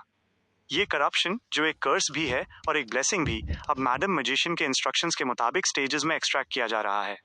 इसका मकसद इस करप्शन को मेरी अपनी पावर में चैनल करना है ताकि corresponding sequence beyond a characteristic के साथ इक्विलिब्रियम बनाया जा सके। फ्रैंका को सब समझ आ गया। तो जिसे तुम स्पेशल कॉन्ट्रैक्ट कह रहे थे वो असल में एक कॉन्ट्रैक्टी की पावर है? कोई ताज्जुब नहीं कि तुमने कहा था कि मेरे लिए इसे लर्न करना इम्पॉसिबल है। चूंकि लूमियन को इनएविटेबिलिटी पाथवे के सीक्वेंस 6 की पावर्स के बारे में नहीं पता था, फ्रैंका ने डिड्यूस किया कि उसकी करंट स्टेट एक ड्यूअल सीक्वेंस 7 पायरोमेनियाक और कॉन्ट्रैक्टी की है। लूमियन ने सिर हिलाया। इसीलिए गियोम बेने मेरी किस्मत के साथ बेधड़क खिलवाड़ करने की हिम्मत नहीं करता। मेरे अंदर करप्शन की डिग्री काफी सब्सटैंशियल है। फ्रैंका के दिमाग में अचानक एक ख्याल आया। मिस्टर फूल के सेफगार्ड की जरूरत होने का मतलब है कि इसमें गॉडहुड इन्वॉल्व है। क्या मुझे भी ऐसे ही बूंस मिलने का कोई चांस है? क्या तुम अपना सब कुछ दांव पर लगाने के लिए तैयार हो? लूमियन ने अपनी जुबान चटकाई और पूछा, क्या तुम ग्रेट मदर की तलाश करने के लिए तैयार हो, प्रेगनेंसी, चाइल्ड बर्थ और ब्रेस्ट फीडिंग के डेली साइकिल्स में उलझने के लिए? या फिर क्या तुम मदर ट्री ऑफ डिजायर में फेथ रखकर आवारा कुत्तों को बिस्तर पर ले जाना चाहती हो? हिस, फ्रैंका ने ठंडी आह भरी और कहा, मैं तो बस सोच रही थी। किसी ईविल गॉड का पीछा करने का रिस्की बिजनेस मेरे लिए सवाल ही नहीं उठता। तुम्हारी तरह सिर्फ एक ईविल गॉड की पावर से टकराकर मिस्टर फूल की प्रोटेक्शन पा लेना वाकई एक रैरिटी है। ये सिर्फ पावर से टकराना नहीं है। फ्रैंका के अनरियलिस्टिक ख्यालों को दूर करने के लिए लूमियन ने थोड़ा और जाहिर किया, इनएविटेबिलिटी की पावर मेरे भीतर सील्ड है। असल में मैं मिस्टर फूल से इतना ही चाहता हूं कि करप्शन मेरे अंदर रहे, इनएविटेबिलिटी नाम की एंटिटी के बून के बजाय। ये अप्रोच मेरे सर्वाइवल के लिए बहुत जरूरी है, वरना मैं अनरिकॉग्नाइजेबल बन सकता हूं या अचानक मर सकता हूं। फ्रैंका ने एक लंबी सांस छोड़ी और कहा, बस मुझे स्पेल ऑफ हैरम्फ के बारे में बताओ। लूमियन ने अपनी बात को फिर से स्ट्रक्चर किया और कहा, इनएविटेबिलिटी के किसी भी इनडायरेक्ट इन्फ्लुएंस को रोकने के लिए मैंने उन अजीब क्रीचर्स को छोड़ दिया जो बून के साथ मिलने वाली नॉलेज के साथ आते थे। इसके बजाय मैंने मैडम मैजिशियन के जरिए स्पिरिट वर्ल्ड के क्रीचर्स के बारे में बहुत सारी इंफॉर्मेशन हासिल की। बाकी तुम्हें पता ही है। Spell of harem spirit world के एक क्रीचर से आता है जिसे मैंने समन किया था। शुरुआत में मेरा इरादा शैडो ऑफ श्रीक को समन करने का था। हालांकि चाहे वो मेरी इन्वोकेशन का मिस्टर फूल द्वारा विटनेस किया जाना हो या फिर मेरे समनिंग इनकैंटेशन में प्रिसिजन की कमी, मैं पक्के तौर पर नहीं कह सकता, लेकिन जो एंटिटी मैंने समन की वो शैडो ऑफ श्रीक के डिस्क्रिप्शन से काफी अलग थी। लूमियन ने रेलेवेंट समनिंग इनकैंटेशन, उसे बनाने के पीछे का कॉन्सेप्ट, आर्मर्ड शैडो के विजुअल एट्रीब्यूट्स और उसकी कैपेबिलिटीज की पूरी अरे को बहुत बारीकी से डिस्क्राइब किया। उसने अपनी कामचलाऊ ड्राइंग स्किल्स का इस्तेमाल करके एक रफ स्कीमेटिक भी बनाया। Fish scale armour, spell of harrumph, night parade of 10,000 demons, soul devouring scream. Franca धीरे से इन नामों को खुद से दोहराने लगी, जबकि वो कॉफी टेबल पर रखे स्केच को देख रही थी। उसकी नजरें जैसे कहीं दूर खोई हुई थीं। लूमियन ने पूछा, क्या कोई इशू है? अगर औरोर यहाँ होती तो क्या वो भी इसी तरह रिएक्ट करती? फ्रैंका तुरंत वर्तमान में वापस आई। उसके चेहरे पर गंभीरता और उत्साह का मिला जुला भाव था। वो आर्मर्ड शैडो बहुत मुमकिन है कि हमारी दुनिया से हो, उस दुनिया से जहां से तुम लोग आए हो। लूमियन ने ऐसे जवाब की उम्मीद नहीं की थी, फिर भी ये सेंसिबल लग रहा था। आर्मर का डिजाइन और एबिलिटी के नाम एक अलग ही यूनिकनेस रखते थे जो उन्हें इस दुनिया से अलग बनाते थे। फ्रैंका ने संक्षेप में कंफर्म किया, हमारी दुनिया में कई देश हैं और हर देश का कल्चर और लैंग्वेज अलग है। ये आर्मर्ड शैडो उस देश के मिथ्स और लेजेंड्स की किसी एंटिटी से बहुत मिलता जुलता है जहां से तुम्हारी बहन और मैं आए हैं। क्या तुम उसी देश से हो जहां से औरोर थी? लूमियन को सबसे ज्यादा इसी बात की फिक्र थी। वो एक पल के लिए रुका और फिर बोला, क्या मिस्टर फूल की ताकत ने मेरे इम्प्रिसाइज इनकैंटेशन के साथ मिलकर तुम्हारी दुनिया से उस आर्मर्ड शैडो को समन किया, या फिर उसने बहुत पहले तुम्हारी तरह ही ट्रांसमाइग्रेट किया था और अपनी मौत के बाद आखिरकार एक स्पिरिट वर्ल्ड शैडो में बदल गया? फ्रैंका ने एक्साइटेडली कहा, अगर ये पहली बात है तो ये हमारी दो दुनियाओं के बीच एक ब्रिज हो सकता है। इसका मतलब हमारे वापस लौटने का पोटेंशियल है। अगर ये दूसरी बात है तो सवाल उठता है, उसने हमारी ओरिजिनल दुनिया की कैपेबिलिटीज का इस्तेमाल कैसे किया? क्या वो इन स्किल्स को अपने साथ लाया था या उसने उन्हें बाद में हासिल किया? इन रहस्यों को सुलझाना उसे ट्रांसमाइग्रेशन की सच्चाई के और करीब ले जाएगा। शायद घर वापस जाने का रास्ता भी खुल जाए। फ्रैंका अपनी सीट से उठी। उसकी आंखें साजिश की चमक से भरी हुई थीं जब उसने लूमियन की तरफ देखा। क्या तुम आर्मर्ड शैडो को समन कर सकते हो? मैं इसे अपनी आंखों से देखना चाहती हूँ। मेरा उसके साथ एक पैक्ट है। प्रिसाइज समनिंग के लिए मिस्टर फूल के इंटरवेंशन की जरूरत अब खत्म हो गई है। लूमियन ने फ्रैंका का साफ उत्साह देखा, जैसे वो ऑल्टर सेट करने में मदद के लिए तैयार हो रही हो। बातचीत को मोड़ते हुए उसने जोड़ा, फिर भी मुझे लगता है कि वो बहुत ज्यादा खतरनाक है। जब तक मिस्टर फूल की सुरक्षा है, खतरा कम है, लेकिन अगर वो प्रोटेक्शन कम हुई तो वो शैडो हमें मार सकती है। और जब तक हम मिस्टर फूल की शेल्टर में हैं, डायरेक्ट कम्युनिकेशन इम्पॉसिबल है, जिससे स्पिरिट चैनलिंग नहीं हो सकती। हम सिर्फ समनिंग राइट ही एग्जीक्यूट कर सकते हैं। फ्रांका ने निराशा में अपनी भौहें सिकोड़ी। तो फिर हमारा आगे का प्लान क्या है? लूमियन ने एक पल के लिए सोचा और कहा, जब तक मैं 100,000 वर्ल्ड डियोर की कीमत का सोना इकट्ठा करके कॉन्ट्रैक्ट पूरा नहीं कर लेता, तब तक इंतजार करो। ऐसा करने से पैक्ट की पावर हमारी ढाल बन जाएगी, जिससे हम ये पता लगा पाएंगे कि आर्मर्ड शैडो इतनी बड़ी रकम की मांग क्यों करता है। लगभग 1 मिनट की गहरी सोच के बाद फ्रांका ने आखिरकार सांस छोड़ी। अभी के लिए हम बस इतना ही कर सकते हैं। शुरुआत में उसका इरादा आर्मर्ड शैडो से जुड़ी सिचुएशन को तुरंत कंफर्म करने और उससे जरूरी इंसाइट्स निकालने का था। उसके बाद उसने curly head baboons research society को इन्फॉर्म करने का प्लान बनाया था, ताकि मिलकर कोई हल निकाला जा सके। हालांकि फिलहाल के लिए उसके पास इन कामों को टालने के अलावा कोई चारा नहीं था। समनिंग इनकैंटेशन में डूबने के बाद यह साफ हो गया कि फ्रांका की समनिंग में सक्सेस रेट काफी कम थी, शायद एक इम्प्रिसाइज मेथोडोलॉजी की वजह से। हालांकि एक शैडो ऑफ श्रीक को समन किया जा सकता था, लेकिन लूमियन ने अंदाजा लगाया कि एक पर्टिकुलर डिस्क्रिप्टिव लाइन को हटाकर और लूमियन लीज कॉन्ट्रैक्टेड क्रीचर का इस्तेमाल करके टारगेट को ज्यादा प्रिसिजन के साथ पिन पॉइंट किया जा सकता था। कुछ देर बाद जेना कॉफी, ट्रीट्स और मीट लोफ लेकर वापस आई। पिछले बैटल की वजह से लगी भूख को अब आफ्टरनून टी में सुकून मिला। जैसे ही शाम हुई, एंथनी रीड, जो एक क्लर्क के भेष में था, 3 रू डे ब्लाउज ब्लॉन्शेस के अपार्टमेंट 601 में वापस आया। कैसा रहा? लूमियन की चिंता साफ दिख रही थी। अपना पुराना टॉप हैट एक तरफ रखते हुए एंथनी ने हल्का सा सिर हिलाया। मैंने उस लेडी, उसके बटलर, वैले, मेड और कैरेज ड्राइवर का पीछा लाइब्रेरी डिस्ट्रिक्ट के 20 रू डेला टेरास तक किया। ये किसी तरह का ऑल्टरनेट रेजिडेंस लगता है, जैसे कोई सेफ हाउस। फ्रांका ने लूमियन की तरफ देखा और पूछा, क्या हमें सर्वेलेंस जारी रखनी चाहिए? लूमियन ने एक पल सोचा और मुस्कुराया। कोई जरूरत नहीं, बस समय समय पर यह चेक करना काफी होगा कि वे वहां से चले न गए हों। क्यों? जेना ने उम्मीद की थी कि सीएल उनसे और इन्फॉर्मेशन इकट्ठा करने के लिए जल्दी करेगा। लूमियन की मुस्कान और बढ़ गई। उनके पीछे सिनर्स नाम की एक ऑर्गेनाइजेशन खड़ी है। उनका पॉइंट ऑफ कांटेक्ट मुमकिन है कि गियोम बेने की मौत के बारे में जानता हो, जिससे वे पीछे हट जाएं और सारे सबूत मिटा दें, जिससे इन्वेस्टिगेशन मुश्किल हो जाए। लेकिन अगर सिनर्स को लगता है कि वे हमारे पीछा करने से बच गए हैं और कोई सर्वेलेंस नहीं है, तो क्या होगा? शायद कनेक्शन फिर से जुड़ जाए। सिर्फ असली नॉन सर्वेलेंस ही सिनर्स को यकीन दिला सकती है कि मामला खत्म हो गया है। वे फिर से एक्टिव हो सकते हैं, अपने बिलों से बाहर निकलकर। लानत है, जेना ने मन ही मन कोसा। सीएल बहुत शातिर है। एंथनी को काफी अच्छी जानकारी मिली थी, इसलिए उसने आखिरी 15,000 वर्ल्ड डियोर में से 2/3 हिस्सा क्लेम किया, जिससे जेना के हिस्से में 5,000 आए। जैसे ही बैंक नोट्स जेबों में रखे गए, एंथनी रीड ने अपना ध्यान लूमियन की तरफ मोड़ा। मैं ह्यूग्स आर्टवा के रहस्यों और उसकी गद्दारी के पीछे की सच्चाई को जानने के लिए बेताब हूं। मुझे उम्मीद है कि मैं जल्द ही इन्वेस्टिगेशन शुरू कर पाऊंगा। ऑपरेशन में शामिल होने की उसकी यही प्राइमरी रीजन थी। बहुत अच्छे। लूमियन ने इस मामले पर जेना और फ्रैंका के साथ पहले ही बात कर ली थी। जेना प्यूरिफायर्स से जरूरी डिटेल्स निकालने वाली थी। चूंकि फ्रैंका आर्मर्ड शैडो के मामले को लेकर बहुत उत्साहित थी, उसने खुद इनिशिएटिव लेते हुए सुझाव दिया, मेरे पास लोएन से कुछ जान पहचान वाले हैं। मैं देखूंगी कि क्या मुझे लोएन मिलिट्री से कोई बैटल रिकॉर्ड मिल सकता है। शायद इससे सिचुएशन पर नई रोशनी पड़े। ये एक अच्छा आइडिया है। एंथनी रीड की आंखें चमक उठीं। सीधे हमलावर से सच जानने का ख्याल उसके दिमाग में पहले नहीं आया था। ... रू अनाशी की हमेशा चहल पहल वाली रातों में लूमियन ने फ्रैंका को इनकैंटेशंस बताने का काम छोड़ दिया और ऑबर्ज डू कॉक डोर की तरफ चल पड़ा। वहां उसका इरादा मैडम मैजिशियन के मैसेंजर को समन करने का था, ताकि गियोम बेने, सिनर्स ऑर्गेनाइजेशन और आर्मर्ड शैडो से जुड़े मामलों को रिले किया जा सके।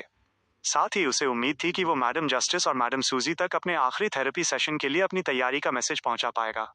रात की ठंडी हवा के बीच लूमियन के विचार धीरे धीरे फैलने लगे। फ्रांका से curly head baboons research society के मेंबर्स के शेयर ट्रेड के बारे में जानने के बाद औरोर की इमेज लूमियन के दिमाग में और साफ हो गई। बेशक धुंधलापन कुछ ऐसा था जिसे वो पहले नहीं समझ पाया था, लेकिन उसने इसे मामूली माना। इन्वेस्टिगेशन की कोई जरूरत नहीं थी। कोई ताज्जुब नहीं कि औरोर ने एक फ्रंटियर विलेज कॉर्डू में रहने के लिए अपने पारिवारिक रिश्ते तोड़ दिए थे।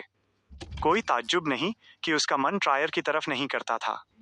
कोई ताज्जुब नहीं कि वो हमेशा अजीब शब्द कहती थी और उन्हें समझाने में मजा लेती थी। कोई ताज्जुब नहीं कि उसके नॉवेल्स उस समय के नॉवेल से अलग थे। कोई ताज्जुब नहीं कि उसे एक खास फिलोसोफर ने एक बार घर से कहा था, कहना पसंद था, और उसकी जगह बाद में एम्परर रोजेल ने एक बार कहा था का इस्तेमाल करने लगी। लुमियन खामोशी और गहराई के साथ सोचता रहा। उसे एक सुकून सा महसूस हुआ, जैसे वो रू अनार्ची पर नहीं बल्कि कॉर्डू में टहल रहा हो। वो एक ऐसी जगह थी जहां वो कभी वापस नहीं जा सकता था। साथ ही लुमियन को सपने के सिंबॉलिक एलिमेंट्स की समझ हासिल हुई। और द्वारा उस जमीन को हासिल करना जो पहले एक मृत वॉरलॉक की थी, क्या ये रोश लुइस सैनसॉन की बॉडी पर उसके कब्जे को सिंबलाइज करता है? नतीजतन, क्या वो लेजेंडरी वॉरलॉक रोश लुइस सैनसॉन इनएविटेबिलिटी के ओरिजिनल समर्थकों का प्रतीक हो सकती है? मिस्टर पोइट उन ड्यूअल सिंबॉलिक मीनिंग्स को इंटरप्रेट करने में नाकाम रहे क्योंकि उनके पास पहले जरूरी जानकारी की कमी थी। उन्होंने सिर्फ इतना इशारा किया था कि लुमियन के लिए इनका अपना महत्व होगा।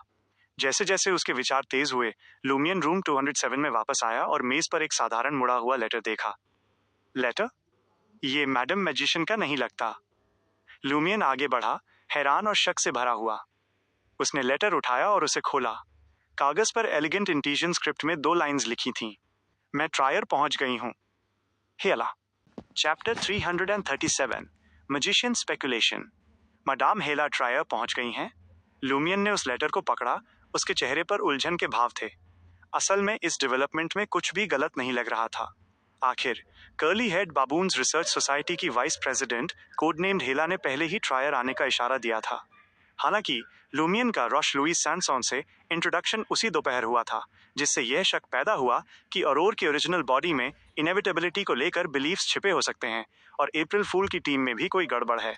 हैरानी की बात यह थी कि उसी शाम ये औरत ट्रायर आ गई और मुलाकात की मांग की।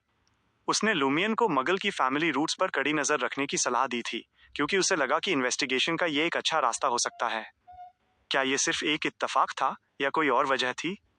लुमियन ने बैठने से पहले थोड़ा सोचा।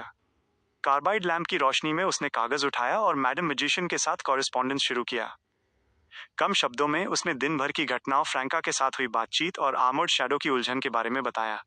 हालांकि उसने हेला के आने का जिक्र नहीं किया और न ही ये बताया कि curly head baboons research society के मेंबर्स एक ऑल्टरनेट वर्ल्ड से आए हैं। लगभग आधे घंटे बाद लुमियन को मैजिशियन का जवाब मिला। बून के साथ मिलने वाले क्रीचर को छोड़ना और खुद स्पिरिट वर्ल्ड से एक कॉन्ट्रैक्ट पार्टनर चुनना एक समझदारी भरा फैसला था।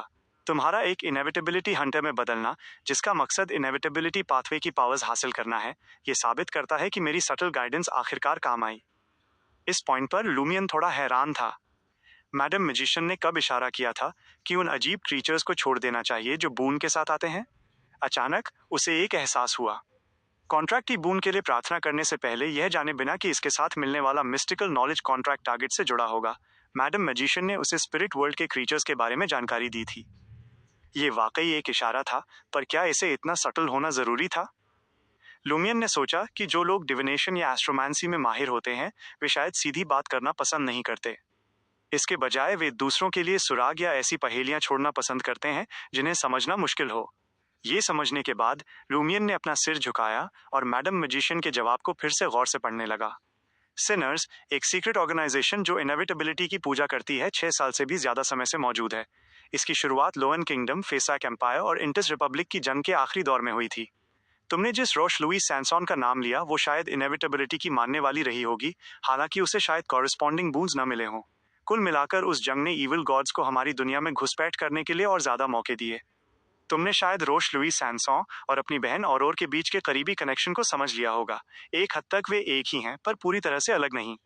रीबर्थ एबिलिटी की तरह तुम्हारी बहन के पास एक पुराना बैकग्राउंड था और उसने रोश लुइस सैनसॉन की मरी हुई बॉडी में फिर से जन्म लिया। नॉर्मल प्रोग्रेशन के मुताबिक तुम्हारी बहन को ऐसा रास्ता चुनना चाहिए था। रोश की यादों और भावनाओं का घुलना मिलना, internal conflict dissociative identity disorder की शुरुआत, सेल्फ हार्मनी, एक नई पहचान को अपनाना। अगर सेल्फ रिकंसिलिएशन अधूरा रह जाता तो एक असली साइकाइट्रिस्ट की जरूरत पड़ती। शुरुआत के 5 सालों के दौरान तुम्हारी बहन के बिहेवियर को देखते हुए, भले ही उसकी सेल्फ हार्मनी अधूरी रही हो, पर उसने इसे काफी अच्छे से संभाला। मुमकिन है कि उसकी बेचैनी कंट्रोल में थी, फिर भी उसे रोश का एक ईविल गॉड से जुड़ा होना शायद मंजूर नहीं था। इसी अनसुलझे मामले ने सोल समनिंग स्पेल के लिए एक मौका बना दिया। जैसे तुम हैरान हो, वैसे ही ये एक बड़ा सवाल है कि वो खुद पर सोल समनिंग स्पेल क्यों यूज करना चाहेगी। मुझे शक है कि सिनर सिर्फ एक सीक्रेट ऑर्गेनाइजेशन का नाम नहीं है, बल्कि ये इनएविटेबिलिटी पाथवे का सीक्वेंस 2 या सीक्वेंस 1 भी हो सकता है। इनएविटेबिलिटी नाम की एंटिटी का पास्ट, प्रेजेंट और फ्यूचर पर काबू है। तुमने अपने सपने में इसकी झलक देखी थी, है ना? पास्ट के सिनर्स और प्रेजेंट के सफरर्स, क्या वे एक साथ मेल नहीं खाते? पर फ्यूचर के लिए क्या सही रहेगा? पास्ट के सिनर्स, प्रेजेंट के सफरर्स। मैं सोच रहा हूँ कि क्या टर्मिबोरस पास्ट या फ्यूचर को दर्शाता है। हाँ, मैडम मैजिशियन का अंदाजा फ्रैंका जैसा ही है, पर वो इस बात से सहमत नहीं लगती कि ये सिर्फ एक रेत का लौटकर आना है, बल्कि ये डिसोशिएटिव आइडेंटिटी और बची हुई स्पिरिट का एक मिश्रण लगता है। लूमियन ने मैसेज की हर बात पर गहराई से गौर किया, ये ध्यान रखते हुए कि कहीं कोई इशारा छूट न जाए। वो अब काफी शांत था। चाहे वो असली रोश लुइस सैनसॉन की वापसी हो या औरोर की डिसोसिएटिव आइडेंटिटी और सोल समनिंग स्पेल से सामने आई स्पिरिट की झलक, वो बिना किसी मुश्किल के दोनों को अपना सकता था। एक इंसान बुरा काम करने वाला बुरा इंसान था और दूसरी उसकी बीमार बहन। इसमें क्या नामंजूर करने वाली बात थी? लूमियन ने जानबूझकर एक गहरी सांस ली और अपनी नजरें पीछे रखे लेटर की तरफ घुमाई। आर्मर्ड शैडो का मामला बहुत पेचीदा है। फिलहाल न तो तुम्हें और न ही टू ऑफ कप्स को इसकी गहराइयों के बारे में पता होना चाहिए। सच तो ये है कि तुम्हारी इस समनिंग से पहले मैंने सिर्फ मिस्टर हैंग्ड मैन से ही ऐसी एंटिटीज के बारे में सुना था।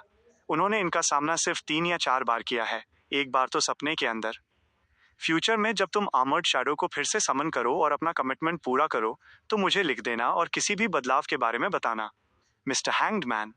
टैरो क्लब में हैंग्ड मैन कार्ड के होल्डर, क्या वे दूसरी दुनिया के मामले को सुलझाने के जिम्मेदार हैं? लूमियन का दिमाग चलने लगा। उसे मैडम मैजिशियन के छुपे हुए मैसेज का अंदाजा हुआ। ये मामला बहुत ऊंचे दर्जे का है। डिटेल्स अभी तुम्हारी समझ से बाहर हैं, पर तुम अपनी काबिलियत के मुताबिक इन्वेस्टिगेशन और सुरागों का पीछा कर सकते हो। इसका मतलब है कि टैरोट क्लब का आर्मर्ड शैडो वाली दुनिया में गहरा इंटरेस्ट है।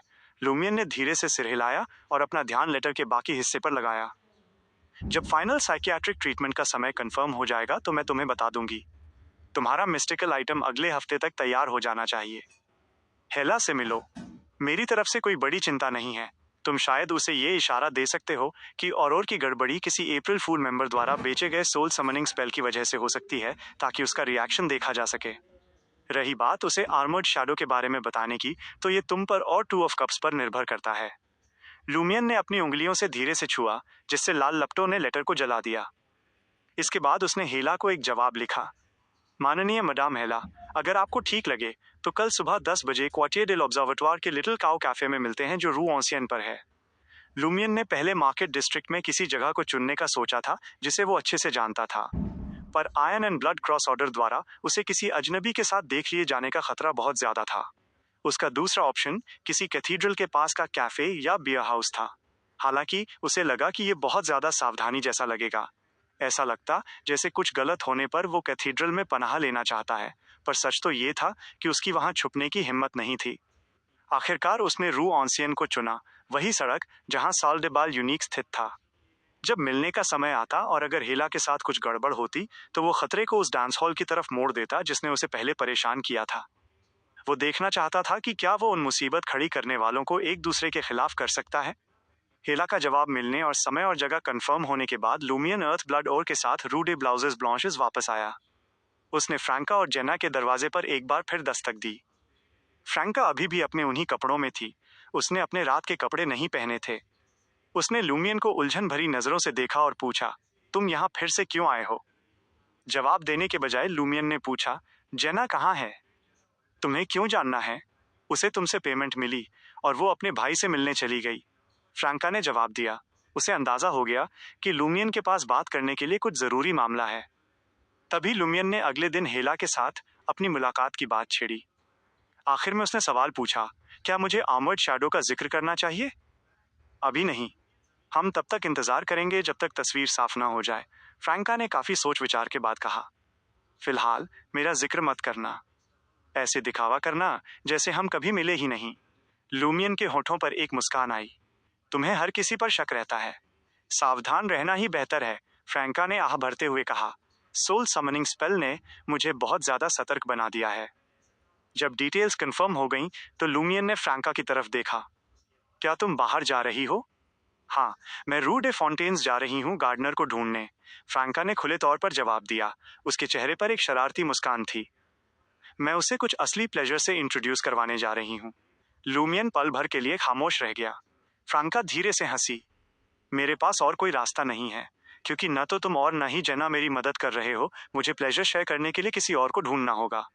लूमियन के जवाब का इंतजार किए बिना उसने मुस्कुराते हुए जोड़ा, मैं गार्डनर को ये भी बता दूंगी कि मैंने जेना की रिक्वेस्ट पर तुम्हारे दुश्मन के खिलाफ तुम्हारे ऑपरेशन में हिस्सा लिया था और मुझे लूट के माल का एक बड़ा हिस्सा मिला। लूमियन हैरान था। मुझे लगा था कि तुम ये बात उससे गुप्त रखोगी। फ्रैंका हंसी और समझाया, वो इंसान असल में बहुत शक करने वाला है। ज्यादातर केसेस में उसे सच बता देना उससे बात छुपाने से बेहतर काम करता है। जब लूमियन ने सहमति में सिर हिलाया तो फ्रैंका को कुछ याद आया। रिचुअलिस्टिक इनकैंटेशंस का अंदाजा लगा लिया गया है। डिस्पेलिंग इनकैंटेशन हिज ग्रेस है और यूसेज इनकैंटेशंस काउ, शीप और डॉग हैं। ये इस बात पर निर्भर करता है कि किस तरह की खाल इस्तेमाल की गई है। सब कुछ हर्मीज में है। उसी के साथ डीमोनेस ने अपना हाथ हिलाया और खुशी खुशी वहां से चली गई। डिस्पेलिंग इनकैंटेशन हिज ग्रेस है। पादरे को वाकई पावर का शौक है। लूमियन अपार्टमेंट 601 में घुसा, 5 रिचुअलिस्टिक हाइड्स उठाई और अपने सेफ हाउस की तरफ निकल पड़ा। बेशक वो फ्रैंका के लिए दरवाजा लॉक करना नहीं भूला। Dot dot dot. अगली सुबह रू ऑसियन क्वार्टियर de l'Observatoire में लूमियन पुरानी बिल्डिंग्स के बीच टहल रहा था। उसे एहसास हुआ कि साल डे बाल यूनिक और अलोन बार इस वक्त बंद थे। डिंग डिंग डिंग। एक डाकिया नीले फ्लोरल कोट में साइकिल चलाता हुआ वहां से गुजरा। लूमियन ने साल डे बाल यूनिक के मजबूती से बंद दरवाजे से अपनी नजरें हटाईं और आगे बढ़ने लगा, लिटिल काउ नाम के कैफे की तरफ। चैप्टर 338 हेला। लिटिल काउ कैफे पास की गलियों के वर्किंग क्लास लोगों की सेवा करता था, जहां उन्हें सस्ते ब्रेकफास्ट और लंच के ऑप्शंस मिलते थे। रात के बस्लिंग मार्केट के बीच भी यहाँ आने वाले लोग सिर्फ वन वर्ल्ड डियोर में भरपेट खाना खा सकते थे। कम आमदनी वाले लोग जैसे मोटेल अटेंडेंट्स, रेस्टोरेंट हैंडीमैन और क्लीनिंग स्टाफ, जो महीने के 60 से 80 वर्ल्ड डियोर कमाते थे, अक्सर खुद को ट्रीट देने के लिए हर 2 हफ्ते में यहाँ अकेले या अपनी फैमिलीज के साथ आते थे। जब लूमियन आखिरकार वहां पहुंचा तो नाश्ते की भीड़ कम हो चुकी थी। कैफे में सिर्फ मुट्ठी भर कस्टमर्स थे और स्टाफ थोड़ा थका हुआ लग रहा था, जिसमें कोई उत्साह नहीं था। पिसे हुए कॉफी बीन से बनी मैकेल कॉफी का एक कप ऑर्डर करने के बाद लूमियन अपनी तय जगह पर बैठ गया और शांति से हेला के आने का इंतजार करने लगा। जैसे ही कैफे की कुकू वॉल क्लॉक ने वक्त बताया, एक औरत ने दरवाजा खोला और अंदर कदम रखा।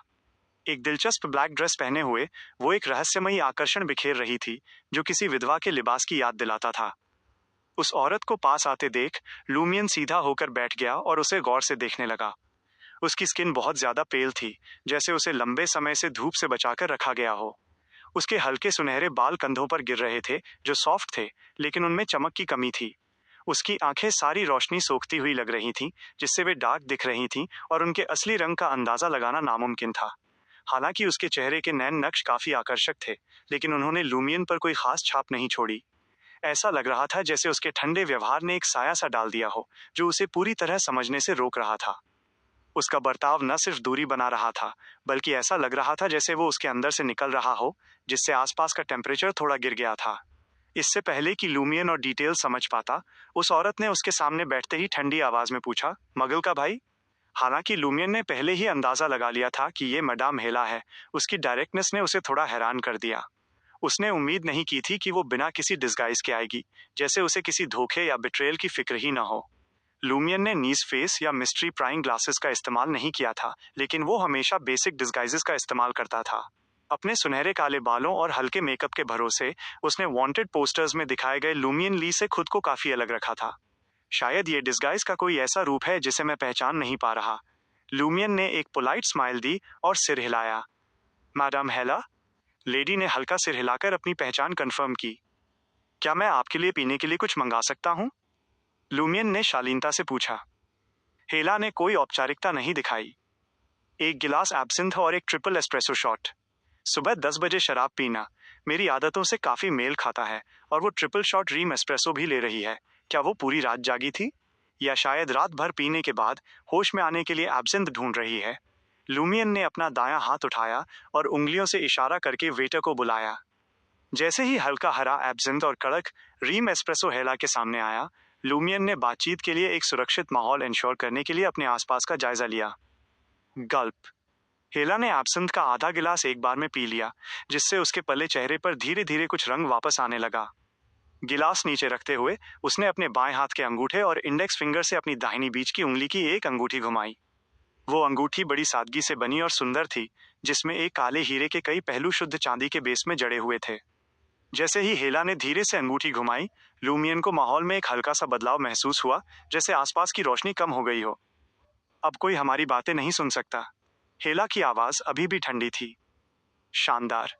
यह मास्टरी फ्रैंका की काबिलियत से भी आगे है। वाकई curly head baboons research society के उस मेंबर के लायक जो डिवाइन रास्तों पर सबसे आगे निकल गया है। लुमियन हेला की काली आंखों को देखता रहा, जिनमें रोशनी सोखने की तीव्रता थी। उसने शांत भाव से बात जारी रखी। मैंने हाल ही में कुछ नई खोज की हैं। हेला खामोश रही, उसकी नजरें लुमियन पर टिकी थीं। वो और सुनने का इंतजार कर रही थी।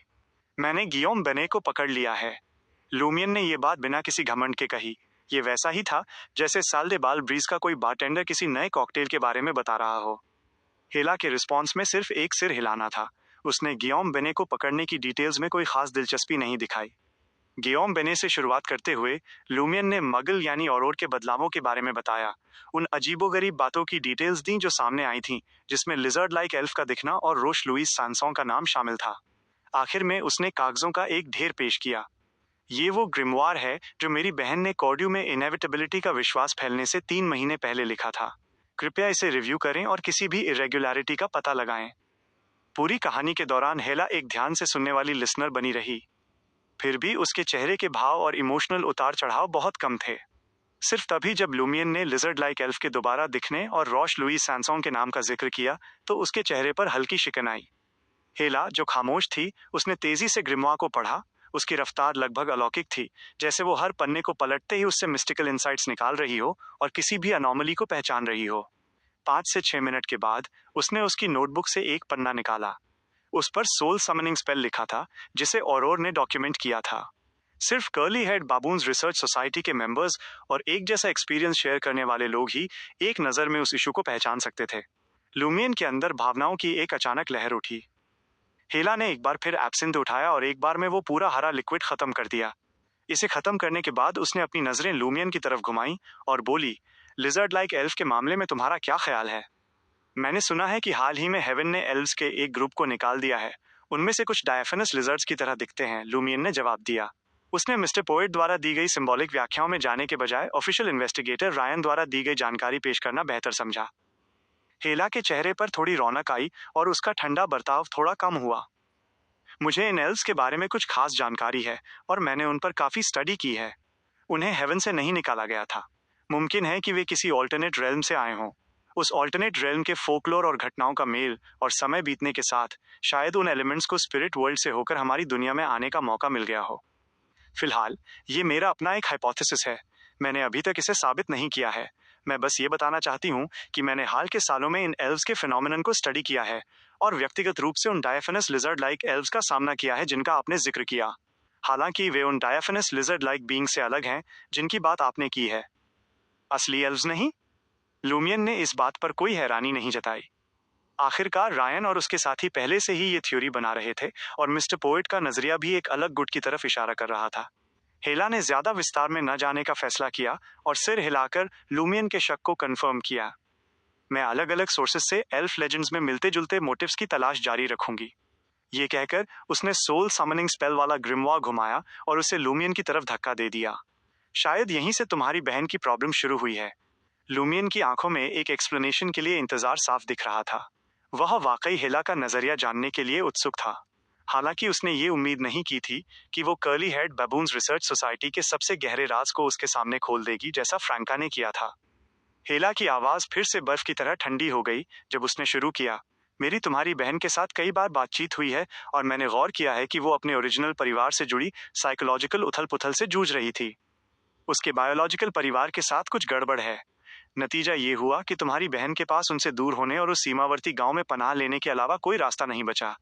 ये कॉर्ड्यू की बढ़ती हुई एबनॉर्मैलिटी के बारे में तुम्हारी धीरे धीरे होती समझ जैसा ही है, जिसने तुम्हें भागने पर मजबूर कर दिया। इसीलिए मैंने तुम्हारा ध्यान इन्वेस्टिगेशन के इस रास्ते की तरफ दिलाया। और अगर कोई इस नोटबुक में दिए गए सोल समनिंग स्पेल को खुद पर इस्तेमाल करता है तो बहुत मुमकिन है कि तुम्हारी बहन की साइकोलॉजिकल डिस्ट्रेस एक मेंटल एलिमेंट में बदल जाए, जिससे शायद उसकी पर्सनालिटी पूरी तरह से डिसोसिएट हो जाए। लुमियन ने पूछने से पहले एक पल के लिए सोचा, क्या आप ये कह रही हैं कि रोश लुइस सैनसों मेरी बहन की एक डिसोसिएटेड पर्सोना है? क्या इनएविटेबिलिटी के विश्वास की बुनियाद उसके बायोलॉजिकल परिवार से जुड़ी है? ये deduction curly head baboons research society के सबसे सुरक्षित राज को छुपाते हुए भी सबसे तार्किक लग रहा था। फिर भी मैडम मैजिशियन ने भी डिसोशिएटिव आइडेंटिटी डिसऑर्डर को एक संभावित कारण माना था। हेला ने अपने ट्रिपल शॉट रीम एस्प्रेसो का एक घूंट लिया। हालात डिसोशिएटिव आइडेंटिटी डिसऑर्डर के मामले से ज्यादा पेचीदा हो सकते हैं। ऐसा लगता है कि इसमें कोई अजीब मिस्टिकल फिनोमिनन शामिल है, हालांकि वो आपकी फ्यूचर इन्वेस्टिगेशंस पर निर्भर करता है। लूमियन ने सिर हिलाकर उसकी बात मानी और गंभीर चेहरे के साथ अपना सवाल पूछा। क्या उस अप्रैल फूल मेंबर के साथ कोई इश्यू है जिसने मेरी बहन को सोल समनिंग स्पेल बेचा था? क्या उन्होंने डिसोशिएटिव आइडेंटिटी डिसऑर्डर वाले सिनेरियो का अंदाजा लगा लिया था? हेला जवाब देने से पहले कुछ सेकंड्स के लिए खामोश रही। ये सस्पिशियस है, लेकिन मैं पक्के तौर पर नहीं कह सकती। मेरा इरादा आगे जांच करने का है, हालांकि इसमें काफी समय लग सकता है। जैसा कि आप जानते हैं, रिसर्च सोसाइटी का स्ट्रक्चर काफी इनफॉर्मल है और अप्रैल फूल के लोगों के साथ मेरे कनेक्शंस बहुत कम हैं। मैं समझ गया। लूमियन ने फ्रैंका से भी मिलते जुलते विचार सुने थे। हेला ने उसकी तरफ देखा और एक पल के लिए सोचा। असल में तुम इस मामले की जांच के लिए सबसे सही उम्मीदवार हो। बदकिस्मती से तुम्हारे पास जरूरी प्री रेक्विजिट्स की कमी है। आप ऐसा क्यों कह रही हैं? लूमियन ने पूछा। उसके शब्दों में सच्ची हैरानी थी। जो इंसान कॉर्डू में अपनी चतुराई और शरारतों के लिए जाना जाता था, उसके लिए इन्वेस्टिगेशन को हेड करने का ख्याल अनपेक्षित था। उसने मान लिया था कि उसका रोल सिर्फ फ्रैंका को सपोर्ट करना होगा। हेला की आवाज अभी भी ठंडी थी। अगर तुम्हारे पास अपनी अपीयरेंस को फिजिकली बदलने की बियॉन्ड द पावर होती, तो तुम मगल के रूप में बदलकर उसकी जगह रिसर्च सोसाइटी की वेरियस गैदरिंग्स में हिस्सा ले सकते थे। तब मौका मिलने पर तुम अप्रैल फूल के किसी भी ऐसे मेंबर को ऑब्जर्व कर सकते थे जो मगल की मौजूदगी पर अजीब रिएक्ट करता हो या जिसका बर्ताव असामान्य हो। तुम खुद को चारे की तरह इस्तेमाल करके किसी भी ऐसे इंसान को बाहर ला सकते थे जिसके इरादे छुपे हुए हों। मैं औरोर का रूप धरूं और मगल नाम इस्तेमाल करके curly head baboons research society का मेंबर बन जाऊं? लूमियन ने कभी ऐसे सिनारियो की कल्पना नहीं की थी। उसकी भौहें तन गईं और उसने कहा, क्या मैं वाकई एक ट्रांसफॉर्मेशन आइटम के साथ भी अपनी बहन बनने का नाटक कर पाऊंगा, खासकर आपकी रिसर्च सोसाइटी के अंदर? वो उनकी दुनिया और उसकी बारीकियों से वाकिफ नहीं था। वो कम्युनिकेशन गैप को असरदार तरीके से कैसे पाट पाता? सिर्फ एक या दो सेंटेंस ही शायद उसकी असलियत खोल सकते थे। Chapter 339 purpose of visit. Hela ने अपनी ठंडी आवाज में कहना जारी रखा, डोंट वरी, घबराने की कोई जरूरत नहीं है। हमारी रिसर्च सोसाइटी काफी इनफॉर्मली काम करती है। उन मुट्ठी भर मेंबर्स को छोड़कर जो आपस में क्लोज प्राइवेट कम्युनिकेशन रखते हैं, बाकी सब साल में सिर्फ 2 से 4 बार ही मिलते हैं, वो भी डिस्गाइज में। तुम्हारी बहन इन गैदरिंग्स में काफी रिलैक्स्ड रहती थी। उसका इंटरेक्शन उसके यूजुअल डिमीनर जैसा ही होता था। हालांकि वो अपनी जेन्युइन इन्फॉर्मेशन को छुपाने का पूरा ध्यान रखती थी। तुम यकीनन ये पार्ट प्ले कर सकते हो। और कम्युनिकेशन के लिए हम जो कोडेड टर्म्स और एक्सप्रेशंस इस्तेमाल करते हैं, उनमें से कई तुम्हें पता होंगे। तुम्हारी बहन के साथ तुम्हारे रिश्ते को देखते हुए वो जानबूझकर उन्हें तुमसे नहीं छुपाएगी या उन्हें इस्तेमाल करने से नहीं रुकेगी। अंडरस्टूड? लूमियन का मूड अचानक खराब हो गया। वो मुझे इनका एग्जैक्ट सिग्निफिकेंस भी समझाती थी और इसका क्रेडिट घर के किसी फिलोसोफर या फिर एम्परर रोजेल को देती थी। ये सुनकर हेला ने जवाब दिया, अगर तुम्हारे अंदर वाकई मगल बनकर मैस्करेड करने और रिसर्च सोसाइटी के मेंबर्स के साथ घुलने मिलने का पोटेंशियल है, तो घर के फिलोसोफर्स को जबरदस्ती साइड करने की जरूरत नहीं है। बस कंटेंट के बाद वाले हिस्से का इशारा कर देना। फिर क्या मुझे एम्परर रोजेल वंस सेड शामिल करना चाहिए? लूमियन ने पूरी गंभीरता से इसकी डिटेल्स पर गौर किया। उसके पास एक की आइटम की कमी थी और वो पूरी तरह से औरोर का रूप नहीं धर सकता था। और भले ही नीस फेस मुख्य रूप से एक इल्यूजन था, इसे उन बियॉन्डर्स द्वारा तुरंत पहचाना जा सकता था जिनके पास कॉरेस्पॉन्डिंग एबिलिटीज हों, चाहे सामने वाला सीक्वेंस 9 मिस्ट्री प्रायर जैसा लो रैंक का ही क्यों ना हो। वो एक नज़र में उसकी नॉन फीमेल आइडेंटिटी को भांप लेंगे। फिर भी वो अपना बेस्ट देने के लिए तैयार था। क्या पता भविष्य में कम नेगेटिव इफेक्ट्स वाली ट्रांसफिगरेशन की कोई चांस मिल जाए। मिस्ट्री प्राइंग ग्लासेस के इस्तेमाल से मिलने वाले मिस्टिक मेकअप के बारे में बात करें तो वो साइकोलॉजिकल सजेशंस नहीं दे पाएगा, क्योंकि गैदरिंग में सभी अपने चेहरे छुपाकर रखते थे। इसके अलावा ये उसका जेंडर नहीं बदल सकता था। हेला खामोश हो गई, उसके चेहरे की मांसपेशियां हल्की सी थिरकीं। अगर तुम्हें कभी ऐसा रोल निभाने का मौका मिले तो इन बातों का जिक्र करने से बचना। शायद तुम्हें सही अंदाजा ना हो कि ऐसे रेफरेंसेस कब इस्तेमाल करना ठीक रहता है। बस याद रखना, दूसरे मेंबर्स अक्सर माहौल को हल्का करने या मजाक के लिए emperor Roselle once said phrase का इस्तेमाल करते हैं। Curly head baboons research society में एम्परर रोजेल की इमेज इतनी अच्छी क्यों नहीं लग रही? ऐसा नहीं है कि ये खराब है, बल्कि इसमें एक कॉमेडिक क्वालिटी है। वैसे औरोर भी अक्सर ऐसा ही करती थी। जब भी उसका मूड खराब होता था, अगर मैं जानबूझकर एम्परर रोजेल की बातों का जिक्र करता तो वो अक्सर रिलैक्स हो जाती और न चाहते हुए भी हंसने लगती थी।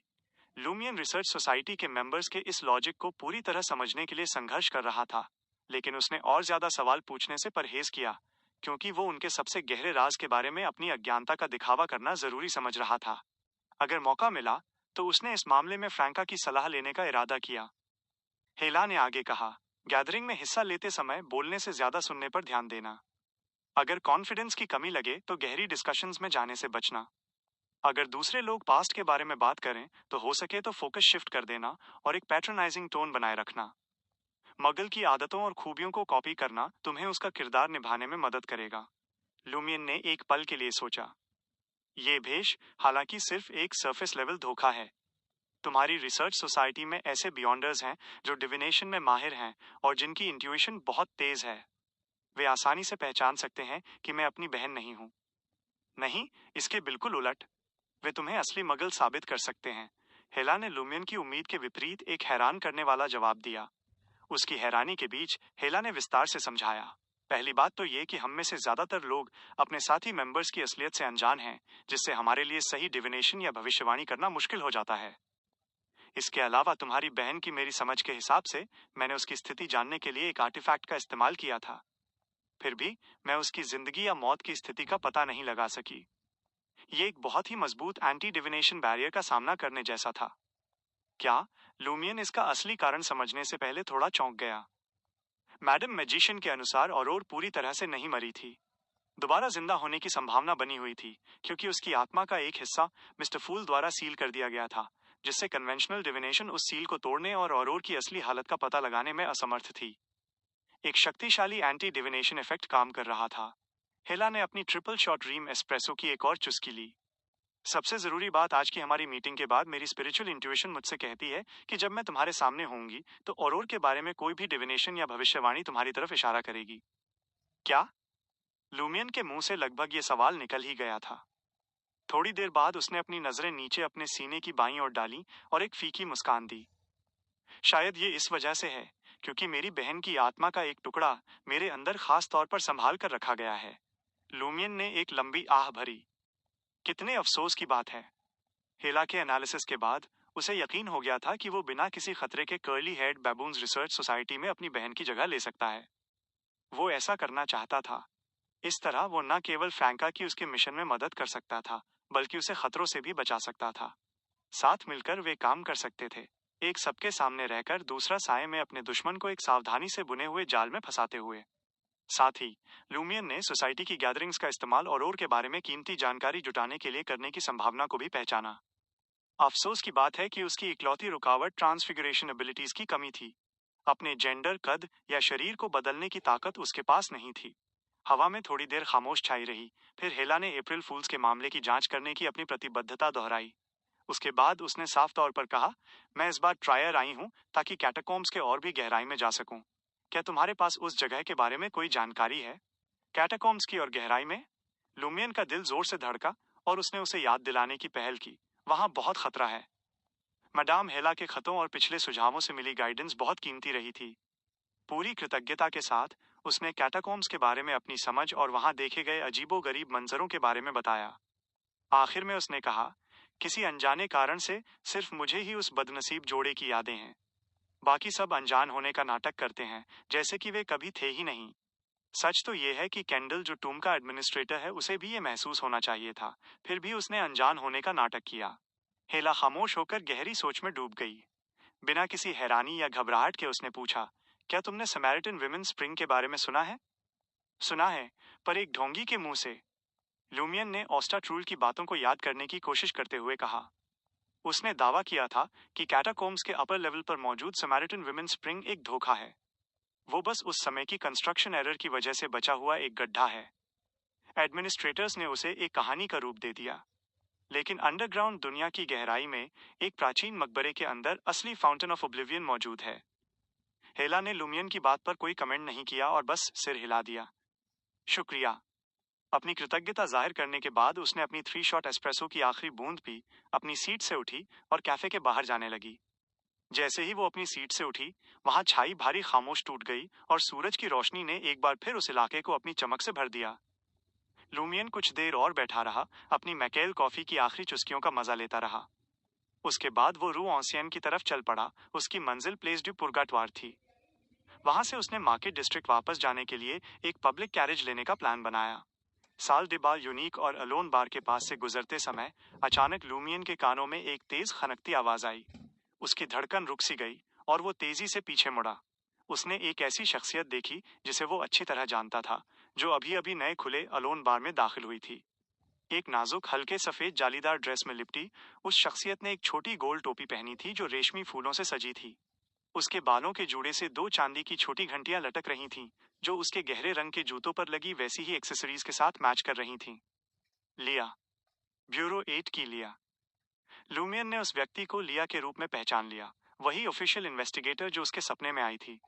कभी ब्यूरो 8 की रिस्टन प्रोविंस ब्रांच से जुड़ी रहने वाली, वो अब ट्रायर में दिखाई दी थी और उस अजीब से अलोन बार में दाखिल हुई थी। साल डे बाल यूनिक खतरनाक है। क्या अलोन बार का इस्तेमाल ब्यूरो 8 द्वारा सामने वाले गढ़ पर नजर रखने के लिए किया जा सकता है? अपनी नजरें हटाने के बाद लूमियन ऐसे आगे बढ़ गया जैसे कुछ हुआ ही न हो। Dot dot dot. साल दे बाल ब्रीज वापस लौटने पर लूमियन को गार्डनर मार्टिन द्वारा 11 रू डे फॉन्टेन्स में बुलाया गया, ठीक उसी समय जब वो कुछ आराम की उम्मीद कर रहा था। किताबों की अलमारियों से सजे एक कमरे के अंदर हल्के रंग की शर्ट और गहरे रंग की पतलून पहने गार्डनर मार्टिन ने एक एनर्जेटिक मुस्कान के साथ उसका स्वागत किया। फ्रैंका ने बताया कि तुम्हारा बदला पूरा हो गया। लूमियन को बॉस के अंदर से एक अजीब सा उत्साह महसूस हुआ, जैसे कि उसे किसी चीज में बहुत ज्यादा मजा आया हो और वो अभी तक पूरी तरह शांत न हुआ हो। उसने ईमानदारी से जवाब दिया, हाँ, मैंने गियोम बेने को मार दिया है। शुक्र है। रेड बूट्स, जेना और एंथनी रीड, वो इन्फॉर्मेशन ब्रोकर जिसे मैंने काम पर रखा था, उन्होंने मेरी मदद की। उसने शामिल लोगों के बारे में कोई डिटेल नहीं छुपाई, कुछ भी छुपाने का कोई फायदा नहीं था। आखिरकार वे कम्युनिकेट करने के लिए रैट क्रिस्टो और उसके पालतू जानवरों पर निर्भर थे। गार्डनर मार्टिन ने धीरे से सिर हिलाया और कमेंट किया, तुमने एफिशिएंसी के मामले में मेरी उम्मीदों से बढ़कर काम किया है। फ्रांका ज्यादा डिटेल्स में नहीं गई। क्या तुम मुझे पूरी स्थिति का एक ओवरव्यू दे सकते हो? सिनर्स ऑर्गेनाइजेशन की बात आने पर लूमियन ने कुछ भी नहीं छुपाया। उसने गियोम बेने की अलग अलग काबिलियतों और उनके असर के बारे में विस्तार से बताया। गार्डनर मार्टिन ने ध्यान से सुना और सोच में डूबकर पूछा, तुम्हारे अंदाजे से गियोम बेने की ताकत सीक्वेंस में किसके बराबर होगी? लूमियन ने बिना किसी हिचकिचाहट के जवाब दिया, सीक्वेंस 5। एक छोटा सा ठहराव आया और गार्डनर मार्टिन गहरी सोच में डूब गया। फिर उसने कहा, मैंने तुम्हें एक मकसद, एक मिशन के लिए बुलाया है। क्या मिशन? लूमियन ने अपनी जिज्ञासा नहीं छुपाई। गार्डनर मार्टिन की मुस्कान फिर से लौट आई। ये काफी सीधा है। क्वार्टियर डे l'Opéra में मैकेनिकल कैफे जाओ और ब्लैक कैट नाम के एक लिटरेरी एंड आर्ट्स ग्रुप से संपर्क बनाओ। मुझमें कोई आर्टिस्टिक रुझान नहीं है, लूमियन ने ईमानदारी से स्वीकार किया। गार्डनर मार्टिन मुस्कुराया और बोला, किसी आर्टिस्टिक रुझान की जरूरत नहीं है। तुम्हारा मुख्य काम ब्लैक कैट के मेंबर्स में से एक को स्पॉन्सर करना और उससे दोस्ती करना होगा। उसके पूर्वज एक काउंट के एरिस्टोक्रेटिक टाइटल का दावा करते थे और उसे खुद को इसी नाम से बुलाना बहुत पसंद है। सही, उसका नाम पाउफर सौरॉन है। Chapter 340, black cat. Quartier de la maison d'Opera, rue लॉम्बा। ये सड़क अपनी मिठाइयों के लिए मशहूर थी और हर कोने पर रंग बिरंगी कैंडीज सजी हुई थीं। रू लोम्बार के आखिर में मैकेनिकल कैफे स्थित था, जो एक छोटी कन्फेक्शनरी फैक्ट्री के बगल में बना था। बाहर से देखने पर यह एक साधारण जगह लगती थी और कांच की खिड़कियों से झांकने पर भी इसके मैकेनिकल होने का कोई अंदाजा नहीं होता था। भारी लकड़ी के दरवाजे पर बना काला ट्रायंगुलर सेक्रेड एम्बलम ही इसकी असली पहचान का इकलौता सबूत था। लूमियन ने गहरे भूरे रंग के दरवाजे को धक्का दिया, लेकिन वो ऐसे अड़ा रहा जैसे अंदर से बंद हो।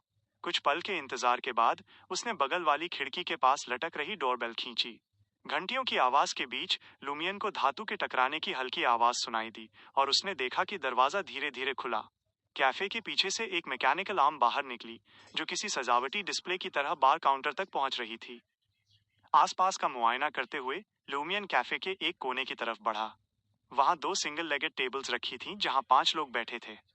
उनमें से एक अधेड़ उम्र का आदमी, जिसके बाल आग जैसे लाल थे, सबसे अलग लग रहा था। कॉस्मेटिक्स की वजह से गोरा रंग और आंखों के नीचे के काले घेरे उसकी भूरी लाल आंखों को और गहरा बना रहे थे। वो एक आकर्षक व्यक्तित्व था। उसने भूरे रंग का वेलवेट कोट और बिना बोटाई की लाल शर्ट पहनी थी, जिससे एक शालीन और बेपरवाह अंदाज झलक रहा था। ये काउंट पाउफर था, इंटिस के पुराने रॉयल सॉरन परिवार का सदस्य, जिसे लूमियन ढूंढ रहा था। अपने पिता से काफी संपत्ति विरासत में मिलने के बाद उसने राजनीति, सेना या व्यापार में हाथ नहीं आजमाया। इसके बजाय वो एक लिटरेरी क्रिटिक के रूप में कलात्मक क्षेत्रों में रहा और ब्लैक कैट की गैदरिंग्स में अक्सर आता जाता था। मुस्कुराते हुए पास जाकर लूमियन ने पूछा, क्या आप काउंट पाउफर हैं? पुफर सौरन ने आराम से ऊपर देखा और पूछा, क्या तुम वही दोस्त हो जिसका जिक्र मार्टिन ने किया था? हाँ, सीएल डुबुआ, लूमियन ने बिना किसी झिझक के जवाब दिया और एक कुर्सी खींचकर बैठ गया। पॉफर ने उसे एक नजर ऊपर से नीचे तक देखा और उसके होठों पर एक संतुष्ट मुस्कान आ गई। बुरा नहीं है, तुम काफी खूबसूरत दोस्त हो। साहित्य, ऑयल पेंटिंग्स, मूर्तियां, कविता और संगीत में से तुम्हारी पसंद क्या है? नॉवेल्स, लूमियन ने तुरंत जवाब दिया।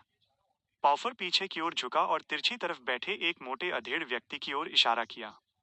अनोरी, हाल के समय का सबसे ज्यादा लिटरेरी एलोक्वेंस वाला लेखक।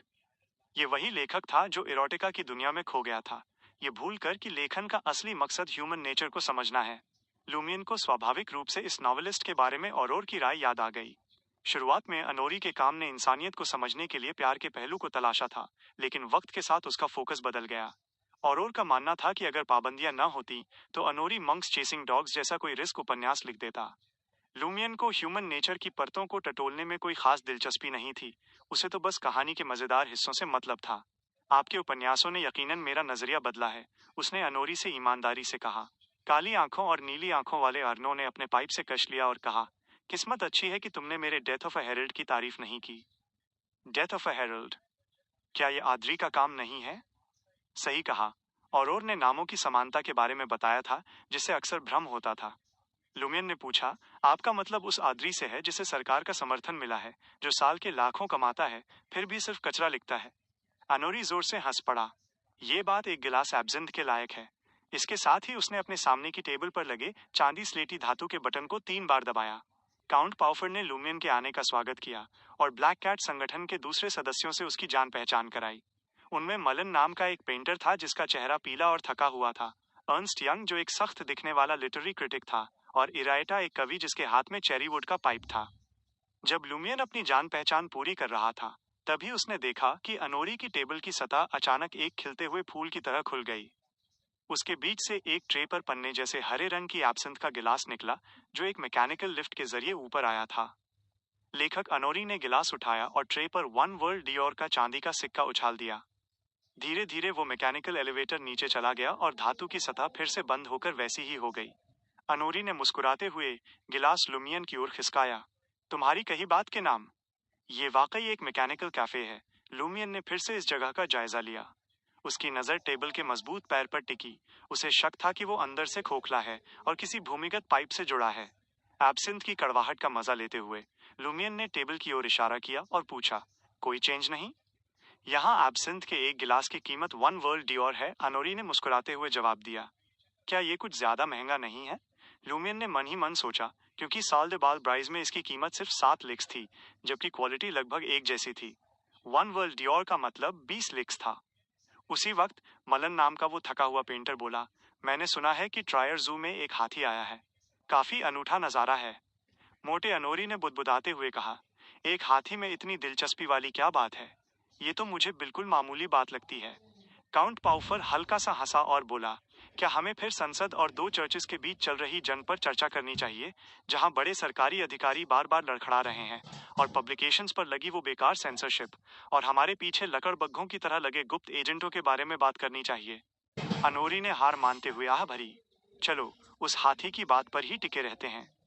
ब्लैक कैट के मेंबर्स की हंसी के बीच काउंट पाउफर ने अपनी टांगे चढ़ाकर बैठते हुए कहा, चूंकि हमारे पास एक नया दोस्त है, तो क्यों ना मिस्टिसिज्म का एक खेल खेला जाए? मिस्टिसिज्म वाला खेल? लुमियन की भौहें तन गईं। किस तरह का खेल?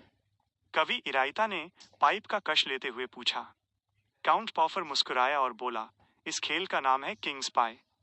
सबके उलझे हुए चेहरे देखकर पूफर हंसा और बोला, क्या तुम लोगों का कोई बचपन या परिवार नहीं रहा? क्या कभी ये खेल नहीं खेला? नियम यह है कि किंग्स पाई को उतने हिस्सों में बांटा जाता है जितने लोग शामिल हैं, प्लस एक हिस्सा ज्यादा। वो बड़ा हिस्सा किसी देवता या पूर्वज को अर्पित किया जाता है। बाकी हिस्सों में से एक के अंदर एक बीन या सिक्का छुपा होता है। जिसे वो मिलता है, वो दिन भर के लिए राजा बन जाता है और दूसरों को हुक्म देने की ताकत रखता है। जाहिर है, ये हुक्म दायरे के अंदर होने चाहिए।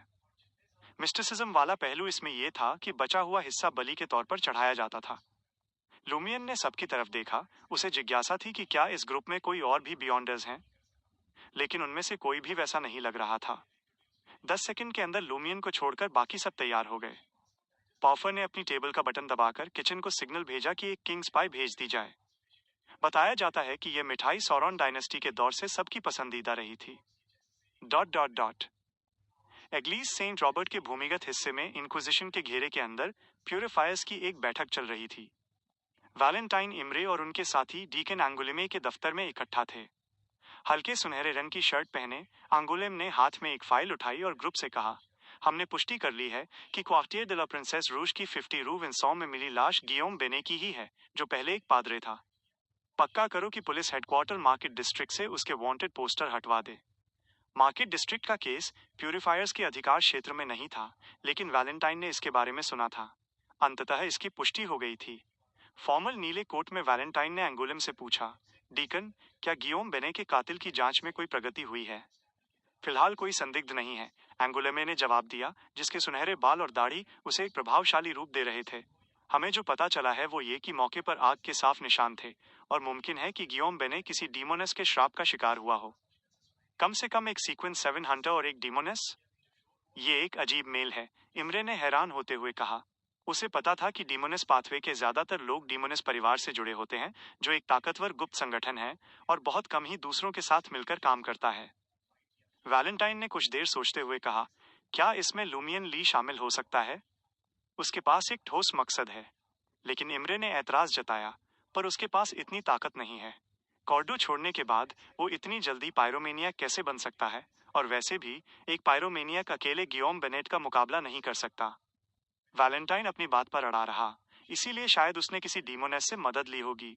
क्या मुमकिन है कि वो बदला लेने के लिए डीमोनेस परिवार में शामिल हो गया हो और खुद एक डीमोनेस बन गया हो? एंगुलेमे ने सिर हिलाया। अगर ये सच है तो ये एक बड़ा मुद्दा बन सकता है। लूमियन ली अपने साथ काफी परेशानियां लेकर चलता है। उसने आगे कहा, हमें इस पर नजर रखनी होगी। फिलहाल मार्केट डिस्ट्रिक्ट में संदिग्ध लोगों की जांच तेज कर दो।